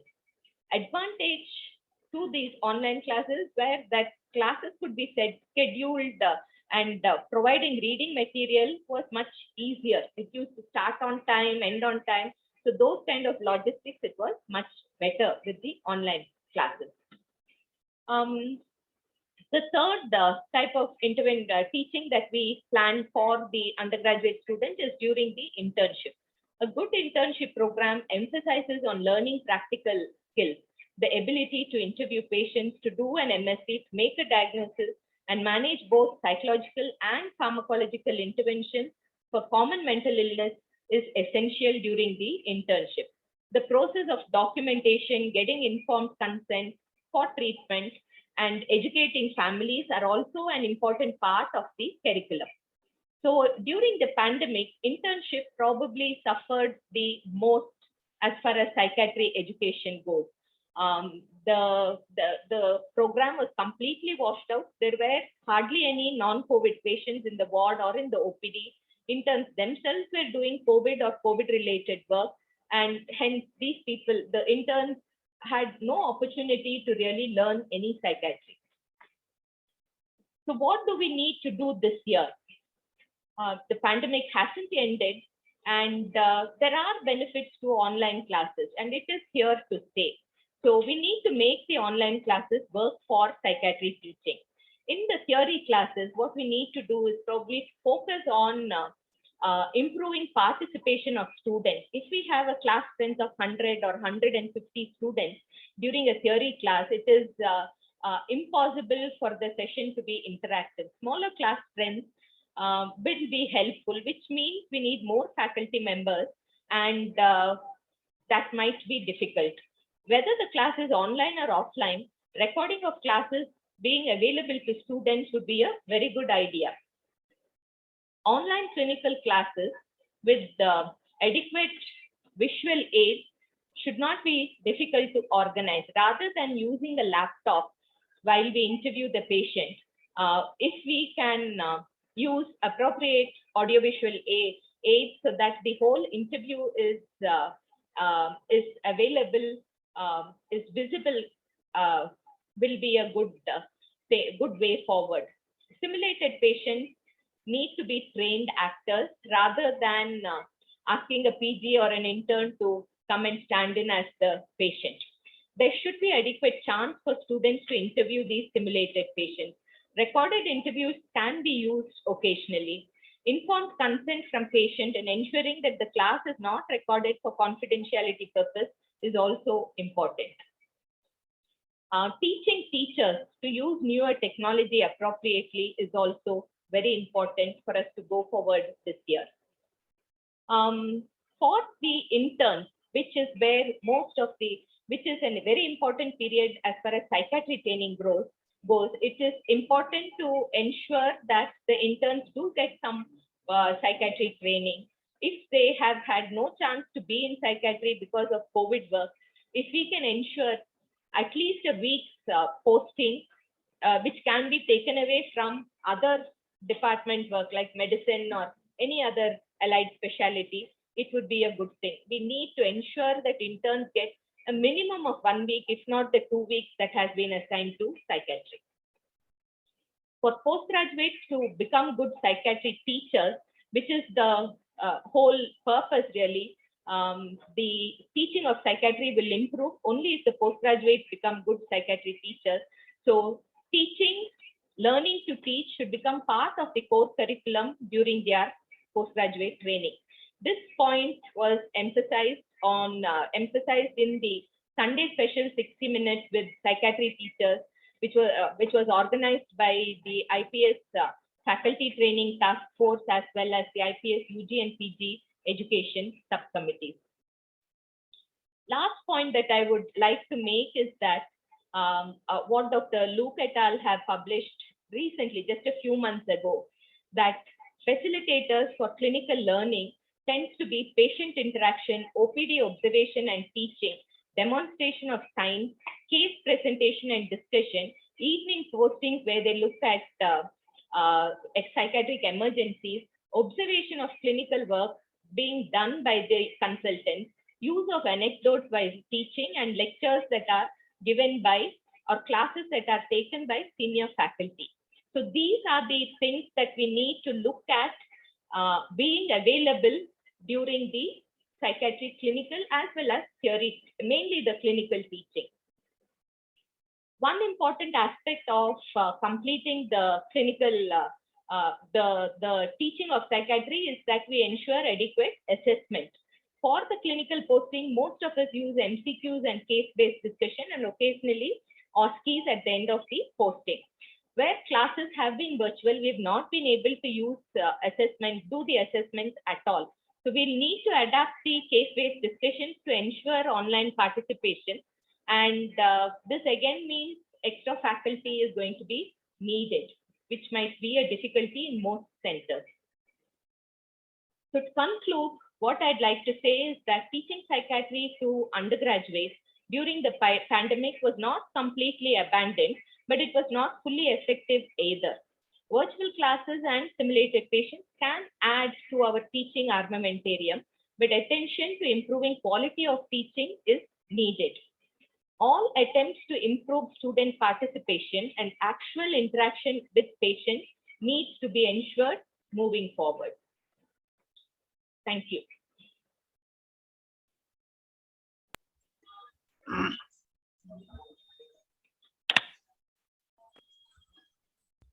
Thank you, madam. That was a wonderful presentation, and I'm sure that all the teachers who are involved in UG education would agree with you that all of us have faced a similar situation and advantages and disadvantages of online teaching. If the time permits, we can take few questions or comments from the participants.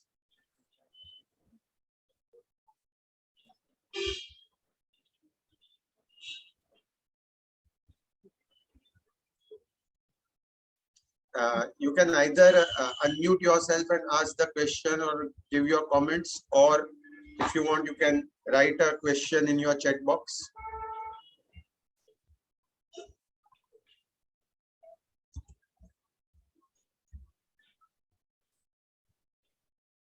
Sir, if I can request any other participants, if they have any more thoughts on how we can make teaching better this year, they are welcome to share their thoughts with your permission, sir. Yes, sir. Yes, sir. Please.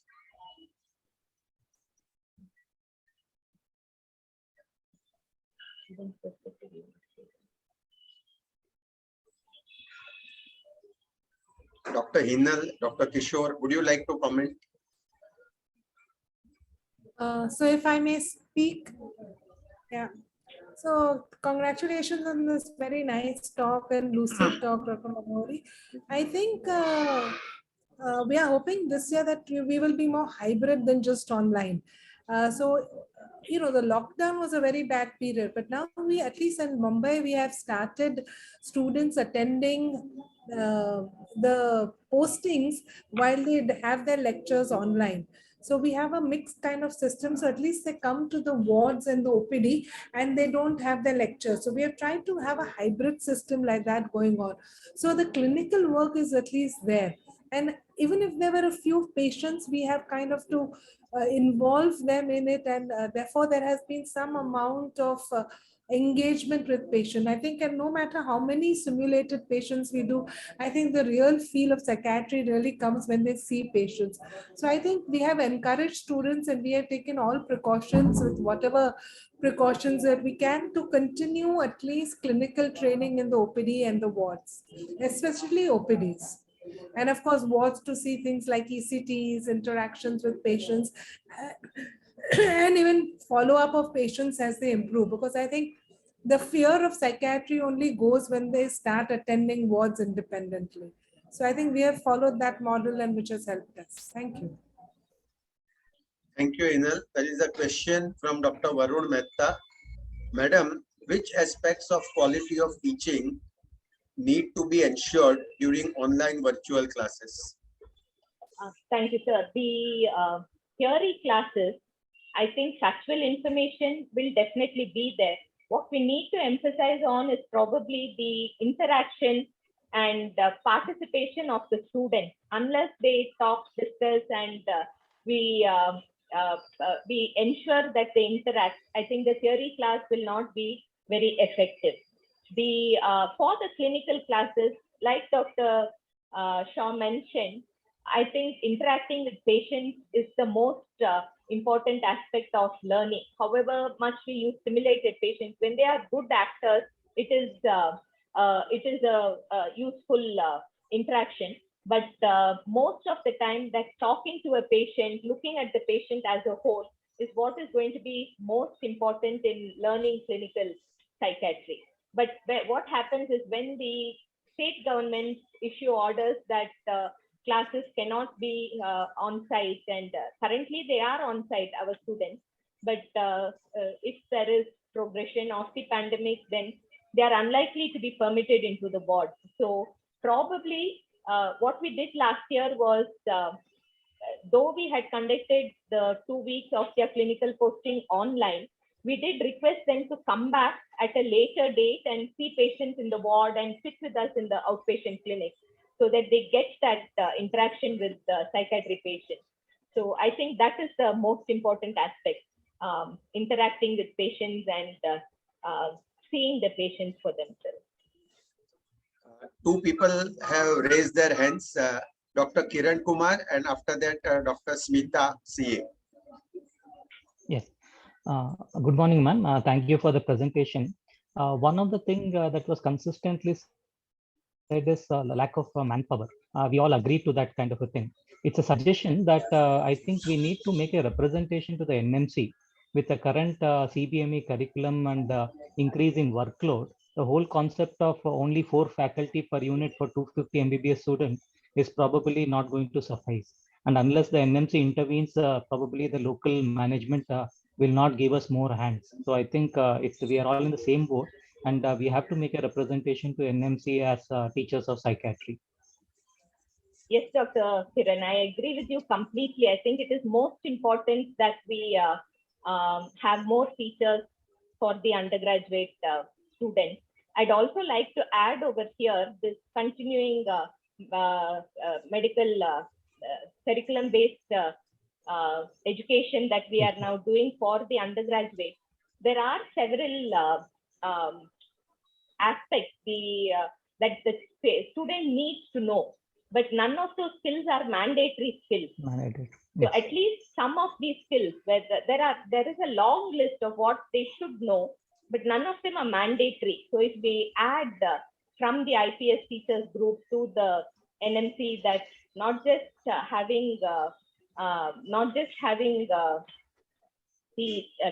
number of teachers increase, but also ensuring that at least some of the to know objectives are mandatory. Thank Yes, you. ma'am. Thank you, Dr. Kiran. I think Dr. Smita. Dr. Smita. Thank you, ma'am, for that enlightening presentation. I would like to know about the evening postings in psychiatry, and also what we can do about the student doctor program that is there in the new CBME curriculum. Is it going to happen in major postings like medicine or surgery, or even in psychiatry we are going to follow the student doctor program? If it is like that, I think that it would be good to have a uniform pattern all over the country, what to do with the students when they come for their second phase posting and third phase posting, so that the training will be kind of same for all the students in all over India. So I would like to know any suggestions from you regarding the student doctor program and about the evening postings, how you are making that happen, because it's very difficult for us to ask the students to come to attend emergency rooms during the evening time. So thank you, Dr. Smita. This evening program is something that we have been evening posting is something that we have been doing for the last few years in the department. What we do is we post 3 or 4 students from the fourth term batch, the people who are doing their clinical posting, to shadow the on-call psychiatry doctor. So wherever the doctor is going, whatever work the doctor is doing, they tend to be with the doctor just to observe and see whether it is calls from other department of psychiatry or other departments of the hospital or the emergency medicine or emergencies within the ward itself. If there are no emergencies, they are there for a period of 2 hours from 4 to 6 o'clock only. Sometimes they tend to stay longer if they are seeing a patient and it is interesting for them. We have ensured that this is made mandatory for the students by getting the cooperation of the dean and the registrar of the college. And so they have been allowing us to do this, and they will not get the completion of their attendance for their clinical posting if they do not attend the evening posting. Some of the students did not attend, So they were not given attendance and they came back at a later time to finish that.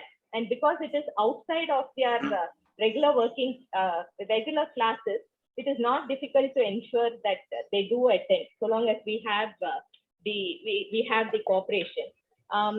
What we are doing with the CDME curriculum, I think it is necessary that all of us follow the curriculum. I think it will become effective for the batch which joined in 2020. So they have started their postings, and it is ongoing. We have tried to do the same thing for the batch ahead of them also. So as soon as the curriculum was, because we are a nodal center for psychiatry teaching, we have implemented it even for a batch prior to when it needs to become effective. The guidelines given for psychiatry teaching, and all of them are extremely relevant and useful. Some things that we could add to what they have given, which we feel is very important. Some things may not be as important, say, for example, history taking for transgender, and well, they're all important. They're all important aspects of psychiatry, no doubt about it. But the emphasis given, rather than emphasis on, say, anxiety or depression or managing intellectual disabilities, and those have been lesser. So it's so consultation with the IPS or teachers of psychiatry to ensure that the curriculum is more appropriate, relevant to practicing psychiatry at the primary healthcare level, and implementing it across India, ensuring that it is implemented will be an important thing to do. Thank you very much, Madam. Dr. Smita, I'm very, very impressed with your interest and commitment as you have managed to attend this session while driving. And I can see you were in the car, and thank you very much for attending this session. Last three questions. One is in the chat box from Dr. Prasad Deshpande. Madam, what are the obstacles in making psychiatry an exam relevant subject? And after you answer, I will request Dr. Johnson and Dr. Priya to put forward their questions. So last three questions before we wind up. Yes, sir. The obstacles to making psychiatry an exam subject, I think is really that the NMC is not hearing us. It has started. One section of the medicine paper has been divided between psychiatry and dermatology, which is a great improvement from 5 marks. We are hoping that, like pediatrics and orthopedics, psychiatry will also become one full paper. I think our lobbying needs to increase, and probably that is the obstacle, that we are not lobbying enough for this to happen. Thank you. Dr. Johnson. Thank you, ma'am. I think it was a wonderful speech which you gave, highlighting the practical issues. And I think all the faculty would agree with whatever points you said. And it's a very relevant practical issues which you brought up. It's not a question, but I just wanted to contribute to just say all of us that it's very important to increase the curiosity of undergraduates in psychiatry. That's a very primary important. And I think our in St. John's, we developed a curriculum in the first classes not to bring in hardcore psychiatry subjects, because they get overwhelmed with hearing different terminologies. So I think when Dr. Achook and Dr. Manori were part of the undergraduate psychiatry team committee, which we have, we try to focus on improving the visibility or visuality of psychiatry by focusing on what is psychiatry. Is it science or not a science? We had debates. We had just sessions where we interacted with students to understand what is their views of psychiatry. So I think initially we should be more very general kind of an approach rather than hardcore psychiatry, improving their understanding about psychiatry, and then later on to go into the hardcore psychiatry. I think this is just a simple point which I wanted to focus on. Thank you, ma'am. Thank you. Thank you, sir, Dr. Nilesh, for giving that point. Thank you, Dr. Johnson. I agree with you that improving focusing on communication skills and interviewing techniques, which will be useful in other branches of medicine, is what is important in psychiatry too. Fine. Dr. Priya, we have just 1 minute. Yes, ma'am. Actually, this isn't a question. This is more to add to what Dr. Smita asked about the student doctor and the evening posting. I'm just adding to ma'am what you've said, because I've been coordinating the UG psychiatry program for the last 3 years in St. John's. I'm also the convener of the IPS UG subcommittee. I'm speaking from both that sides. We do not, as of now, have a plan for either self-directed learning or for the student doctor. I think that's something that's being worked out on the go. I think at IPS level also, I think we're looking into it, but there seems to be, we need to work out that plan. Specifically for students coming in at evening posting, what we've done in St. John's, ma'am already outlined, we make them shadow the PG. So we are able to make the PG at least as a student doctor. As of now, we have not yet figured out how to make the UG as a student doctor. We've had a lot of successes. It really depends upon when the students' internal examinations are happening. Because right now, unfortunately, with the current NMC, psychiatry comes as part of medicine. So you have to score an overall 80% to meet the eligibility criteria to give the, and you have to score a certain percentage in the internal, then you go in. You're eligible really to write the main exam. Now, what has happened is people, if they're having internals in psychiatry, they bunk the entire psychiatry posting and they make up for it in medicine. And right now, there is no way to force them to come back to psychiatry. That's what we realized this year. So when there aren't internals, they are very particular about their attendance. They do come into emergencies and they enjoy the posting. That 4 to 6, they enjoy, they enjoy seeing how people are interviewed for aggression, how people are interviewed for panic attacks. I think once they get there, they kind of like the whole process, and the PG is also like being involved. But very practically, as I think Dr. Nilesh, as Dr. Manohari pointed out, as Dr. Kiran Kumar pointed out, I think we need pressure from NMC level to ensure that there is separate attendance in it. I hope that just added to whatever Dr. Smita was asking. Thank you. Thank you, Dr. Priya.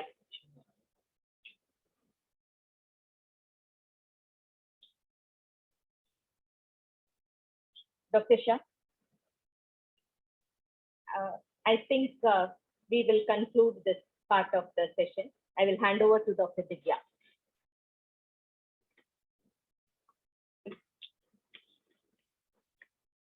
Thank you, Dr. Manohari and Dr. Shah, for chairing this session and giving your wonderful insights.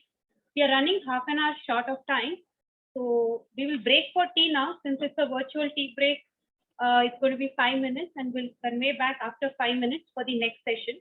In the meantime, parallelly, the poster sessions are going on. I would request all the delegates as well as participants to log in and see. We have had an overwhelming response of about 22 posters. So all participants and delegates interested can log in and see that. Thank you all. We will convene back after 5 minutes. Divya, post the link again. Sir? Please post the link again. Okay, sir. Okay.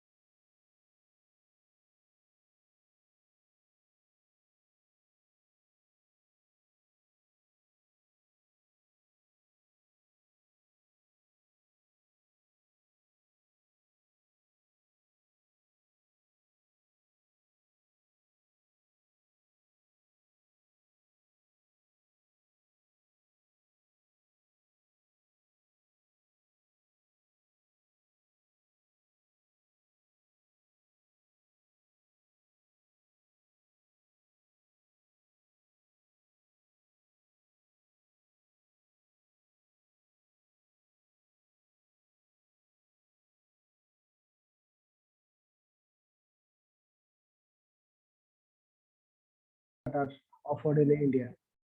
So, so far as the undergraduate psychiatry is concerned, in the initial several decades in India, psychiatry was taught in a conventional manner by the teachers.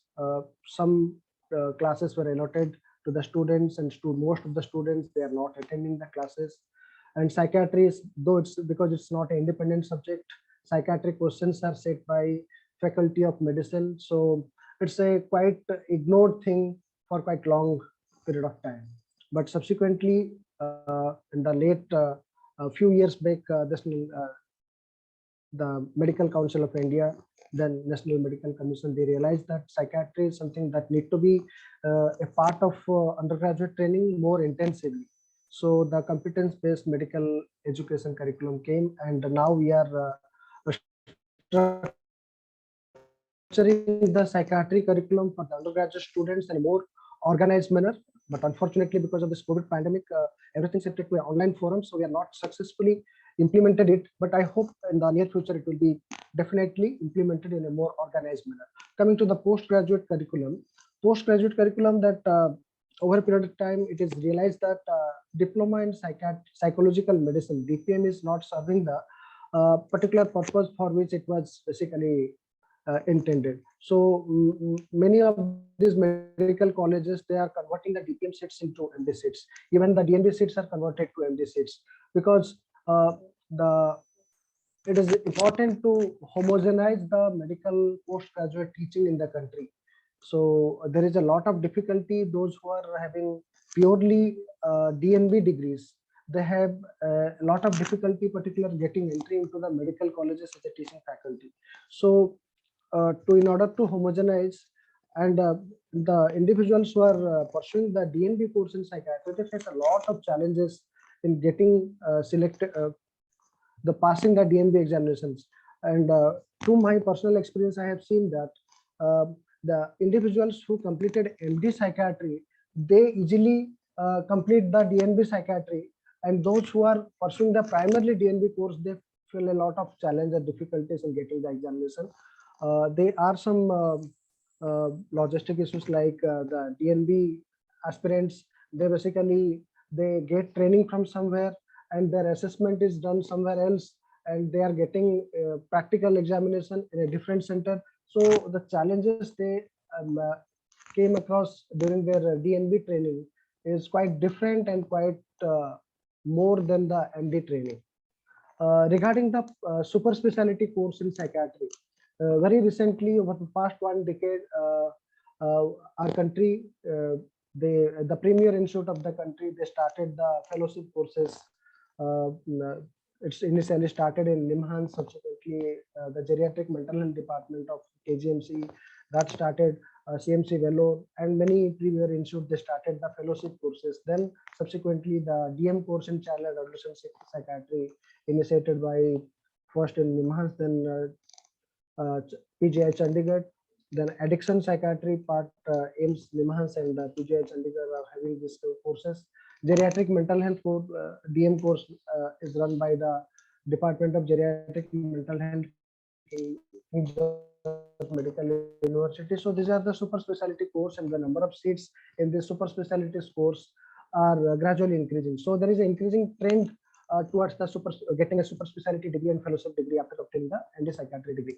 So gradually, I'll say in one word that psychiatry teaching and training, so far as the formal education is concerned, it is evolving in India, and gradually it is getting more specialized.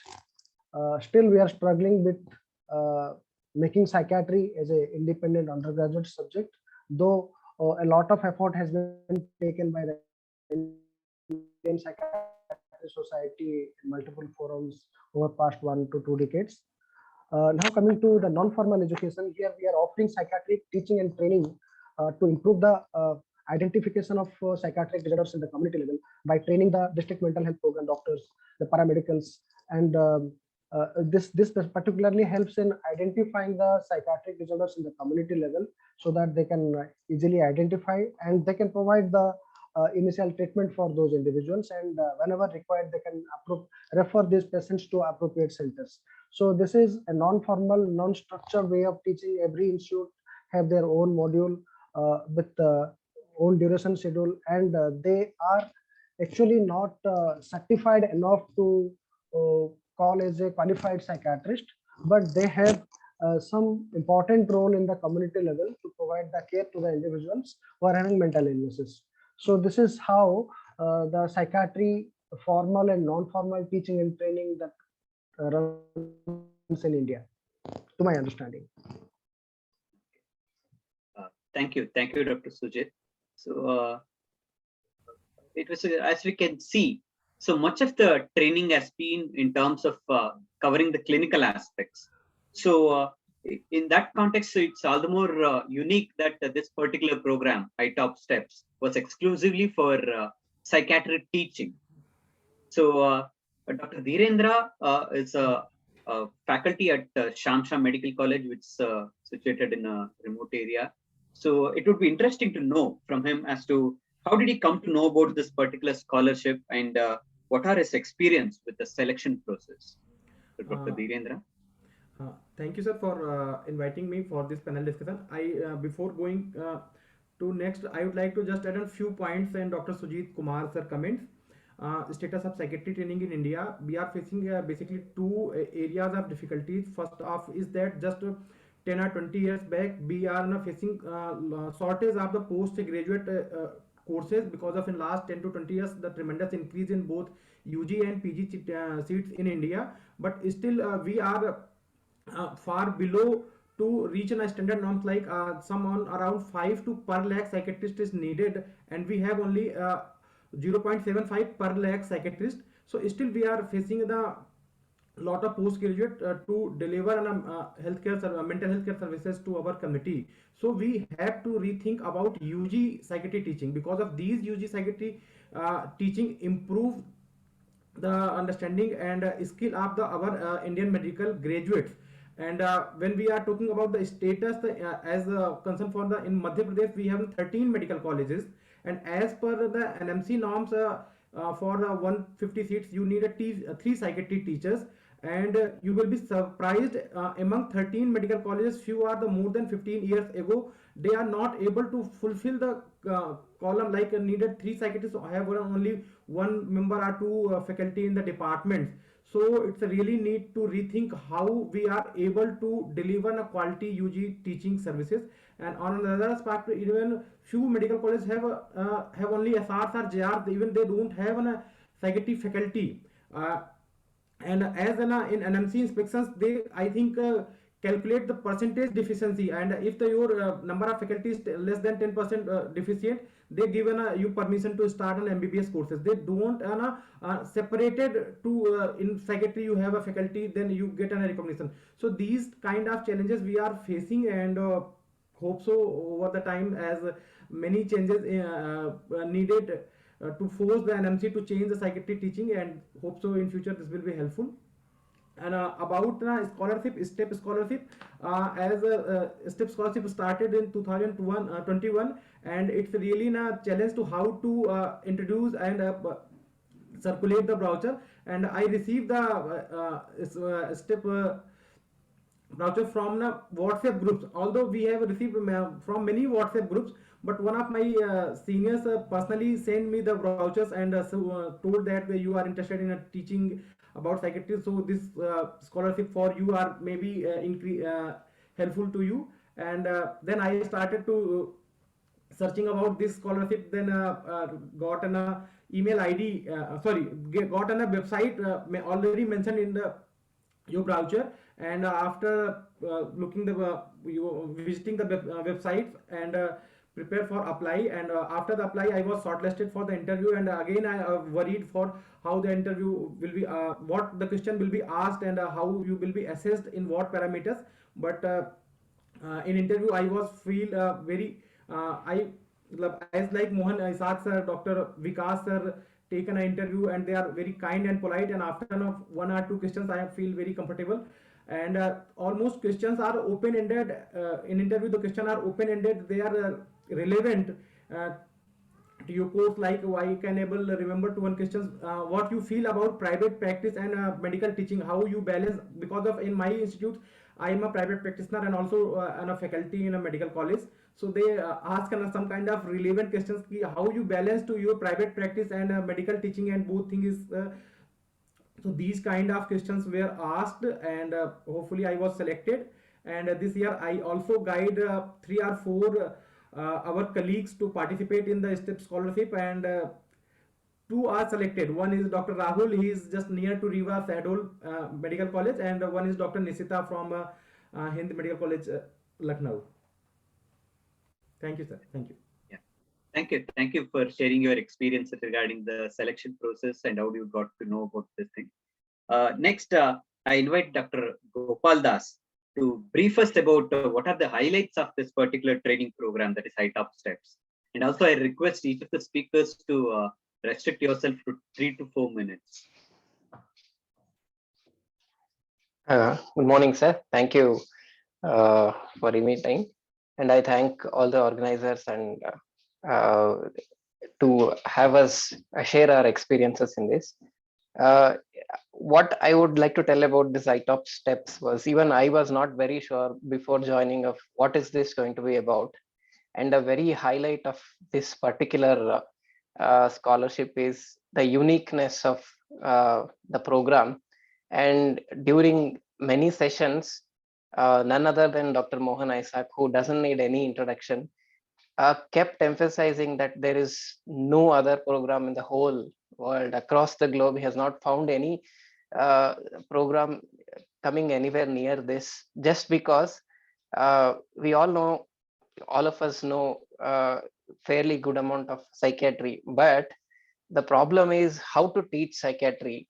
For we all know about the scenario currently in Indian medical education and how psychiatry, especially in UG, is regarded. So having a question all the time, how to make students learn psychiatry, or how can we teach psychiatry effectively to undergraduates, had always been the question has always been puzzling me. And this particular program definitely has initiated the process of answering such kind of questions. So after joining, each and every session enlightened us on, they made us pose many questions and answered much more questions of all these things. This is the prime highlight of this program, which is a scholarship for teachers towards enrichment in teaching skills, particularly in psychiatry. So we had recently got exposed to a lot of basic education workshop, medical education technology workshops, revised basic, ACME and all. So gradually Indian medical teachers are becoming aware of all these terminologies. But how to translate these relatively newer terms, and how to bring it into the psychiatry teaching, this scholarship program has started probably answering those questions. And regarding the session structure, perhaps the onset of COVID situation has made us more oriented towards online sessions. Previously, we were like clueless of how to go on with online session. I seriously, personally, did not believe that this kind of highly structured program can be pulled out over an online session. But in fact, now, if anybody asks me, I would still tell the online platform is the best for such programs. Of course, it comes with a lot of, few of disadvantages as it is. And it has got 20 sessions spaced conveniently over 5 to 6 months, where the gap, the 1 week gap, ideally, this is the gap where we have that self-directed learning. We had a Google Classroom platform wherein the material was like shared before a month, or sometimes 2 to 3 weeks before. We had ample time to prepare for each and every session meticulously and present it over each and every session. So this made us prepare well ahead in advance and also put all of our efforts. This is regarding the session structuring. And faculty, I don't have any words to tell, because we were very fortunate and lucky enough to have been mentored and trained by experienced faculty, leading by Dr. Mohan Isaac sir and Dr. Heenal Shah madam and Dr. Vikas Menon, and one more Dr. Arun sir, who is not a psychiatrist, but he had vast knowledge. He has vast knowledge on medical education as such. He's a convener and a chairperson, I mean, convener of MU in JSS Medical College, and also Dr. Vinay sir and Dr. Kishore sir. And one more faculty I have to remember, Dr. Mahesh Jairam, who took very few session, and we had very less contact period, but he made a definite impact on how to pull out online programs as such, not just online sessions. So this is how faculty can create impact on trainees. And all the assessments and feedback were really friendly, and absolutely there was no pressure. Of course, the pressure we had pressure to prepare, but once we started presenting it, it just went as smooth, and we didn't feel that we are actually being assessed or as such. And feedbacks were very spot on and relevant, timely, and so that we can go back and inculcate all the feedbacks and come back with the changes. So it was so interactive, and we never felt it as didactic at any one point of time. So these are the highlights of this program. And last, which is comprehensive coverage. And I can definitely compare the whole curriculum of ITAP steps to any kind of revised basic medical education workshop, because I happen to go through again once more revised basic, and all these are in line with any medical education workshop, and the topics are spaced correctly, sequenced properly, so that we move from the understanding of andragogy or adult learning and then go to the higher topics, assessment, co-scholastic learning, and finally educational research. It just it paces up smoothly, so that by the end of the program we'll obviously turn out quite confident. And so the program structuring was this kind. So these are the few words I can share about this program, and I'll just over to Dr. Vinay sir. I hope I've given a brief overview. Thank you for giving mentioning about the highlights of this program. So you say that all the basic medical education principles were part of the curriculum, and also some kind of a customization was made for, in particular, to subjects. Yes. And you also made a mention that there were difficulties. So it would be interesting to know the difficulties faced. Maybe Dr. Shubhangi can tell us as to what are the difficulties faced while undergoing this particular training program. Good morning, all of you. Thank you, Dr. Vinay.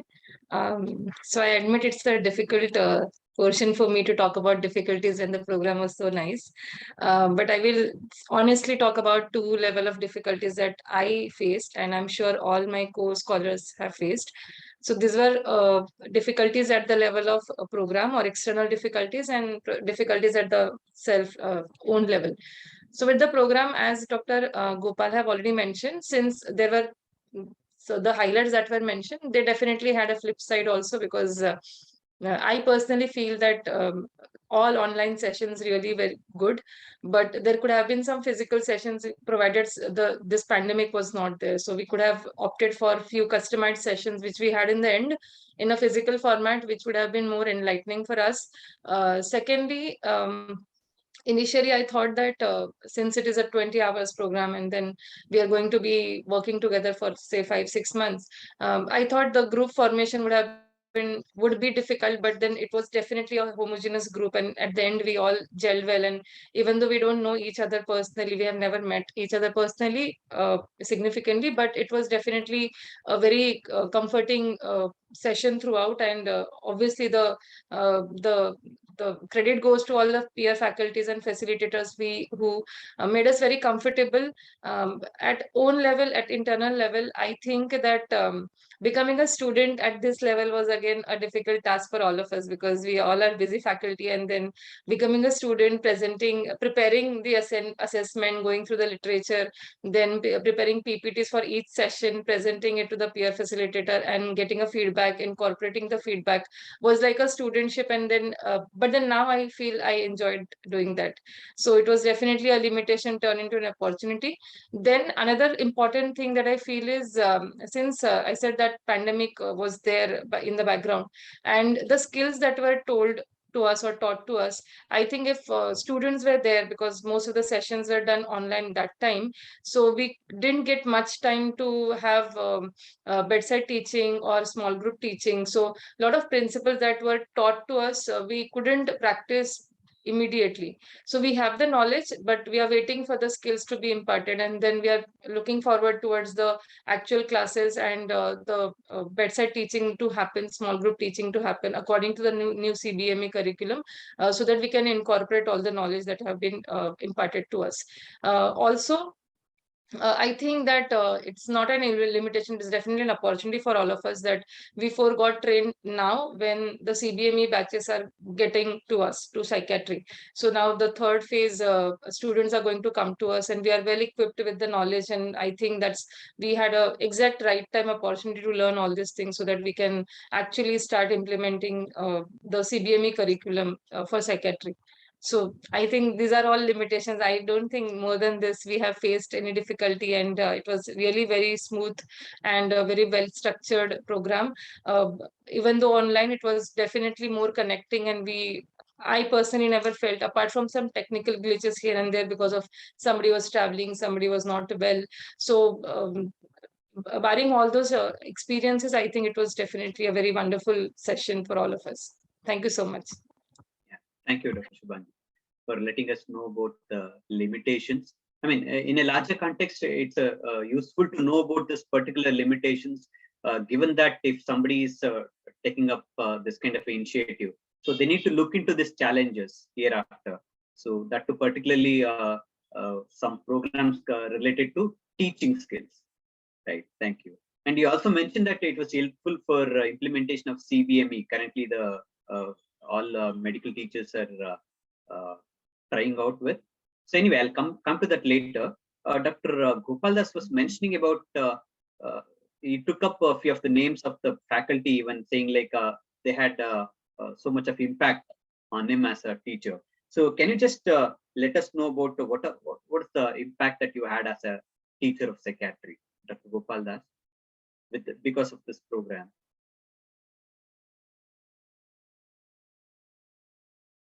You're muted, Dr. Gopaldas.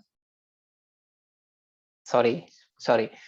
The main thing that I would like to bring up at this juncture is we had been listening to a lot of medical education workshops and CASP, where the lifelong learning as a very important trait of an Indian medical graduate. I used to see it only during, on the papers, on the slides, but the peer faculty who had been so wonderful has actually demonstrated us what exactly is called lifelong learning, and the attitude with which they went through the interactions and gave us the feedbacks. This is what made me change my outlook on teaching. And also the next attitudinal change in which we can comment about is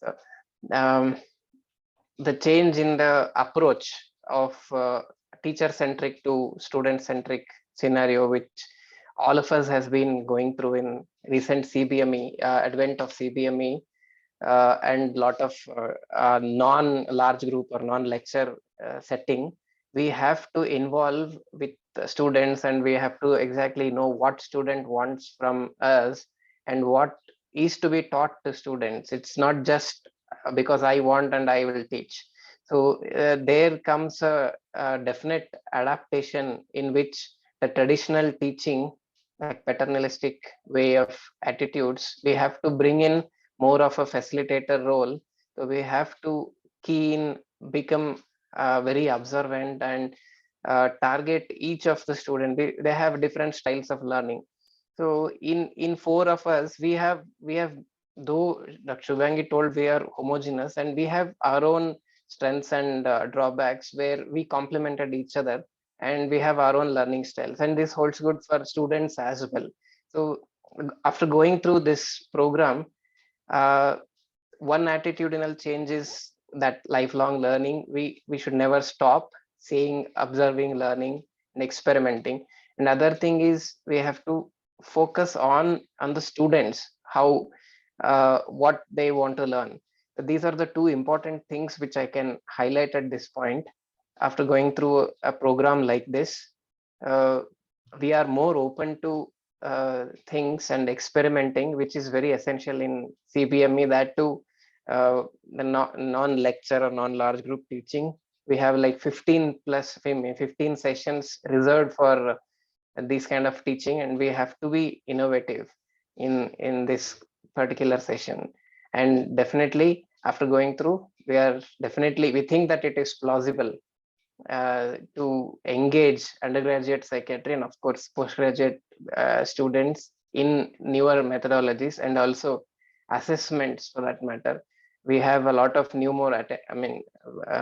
assessment methods where we can try out in assessing them in a global or more comprehensive manner. Earlier it was only theory or long case or short case. Now we have a lot of other assessment methods where we can actually assess them in the workplace setting, so that we'll understand how the person is going to function in future. So these are all the changes that we felt after going through this program. Okay. You say that there is a definite impact because of this program, and you did make mention of a broader aspects as well, like lifelong learning and retaining your learning styles, and also finer aspects in terms of assessment methods available. Right. So would you like to also add to it, Dr. Shubhangi? If you can just say us about one particular change that you have made after this program. Apart from the things that have been mentioned by Dr.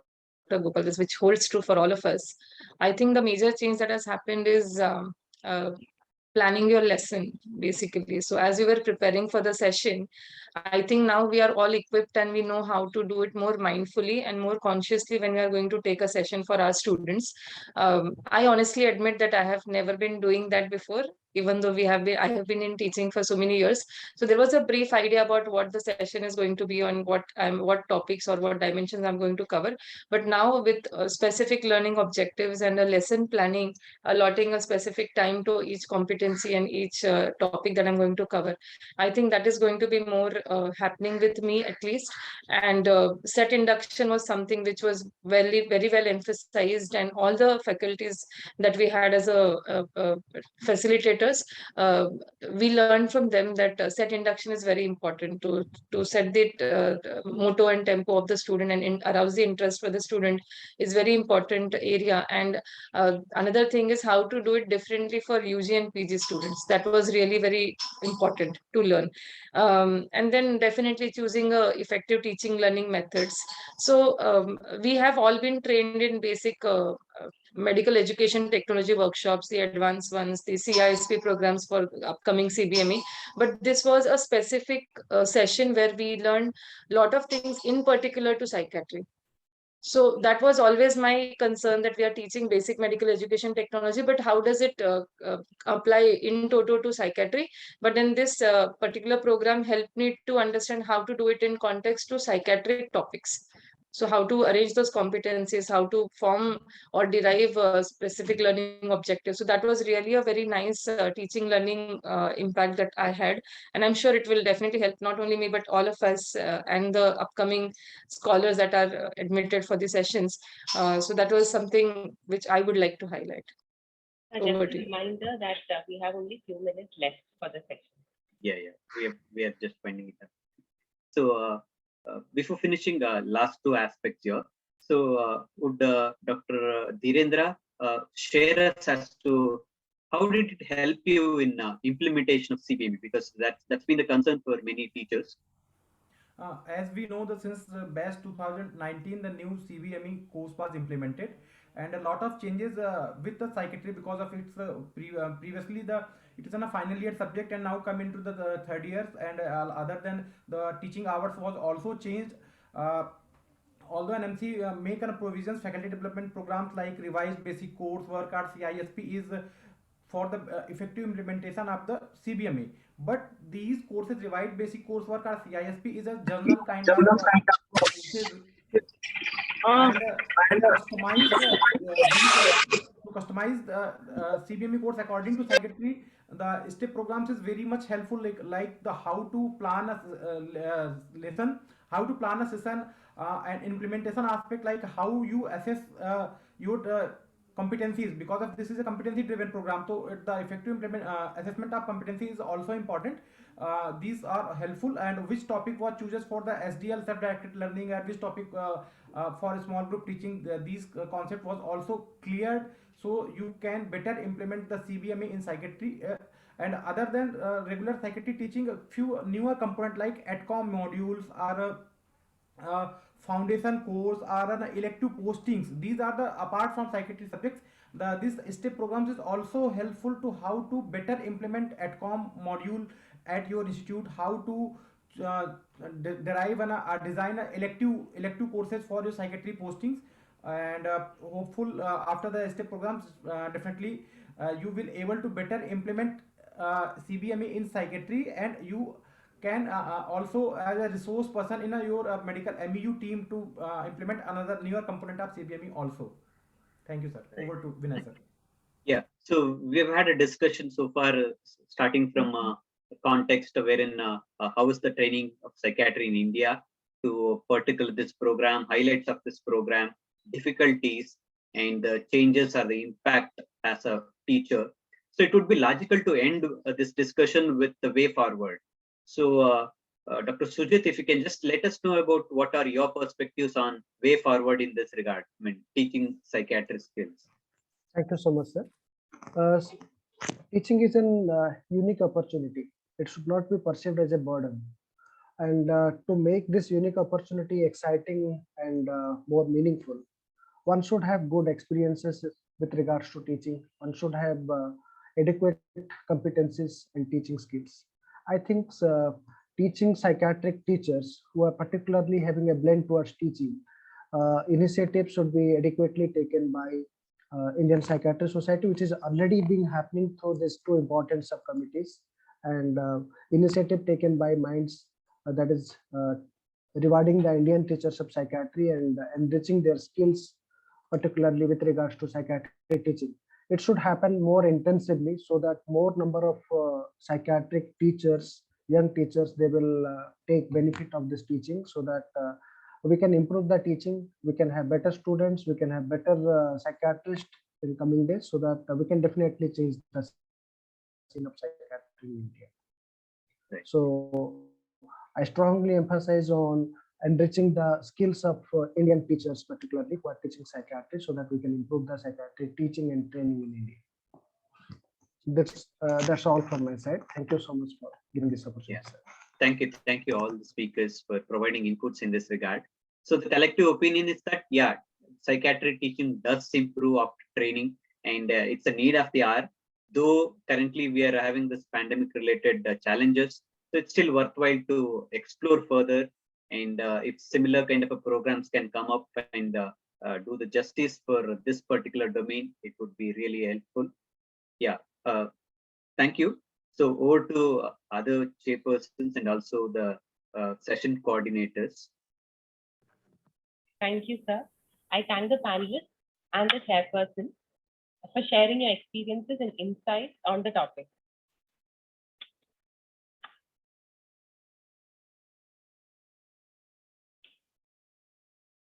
Now we will move on to the topic, research training for psychiatry faculty Opportunities and Strategies to Reform.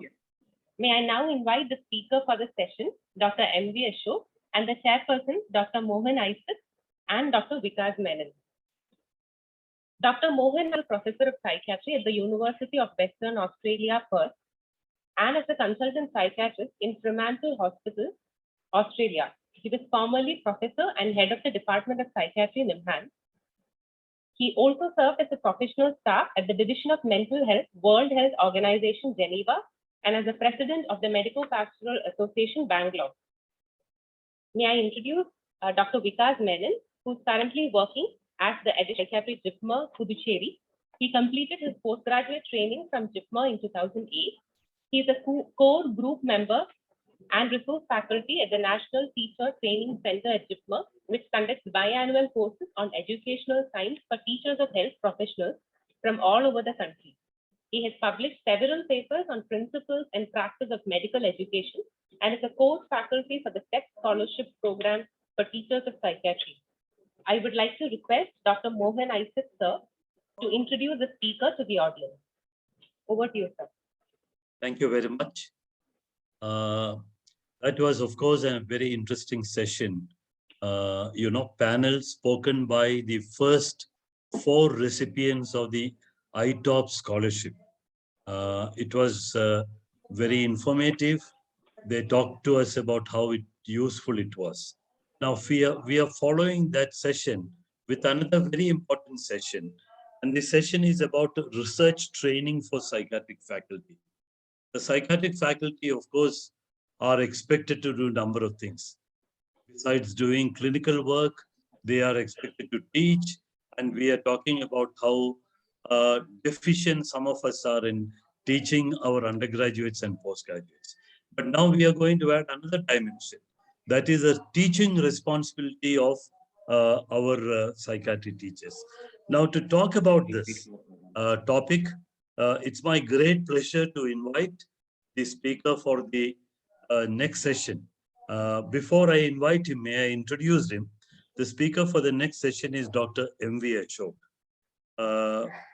I have had the pleasure of knowing him for last many years, almost from the time he joined NIMHANS for doing his MD, way back in the late 80s. He completed his MD in psychiatry from the National Institute of Mental Health and Neurosciences.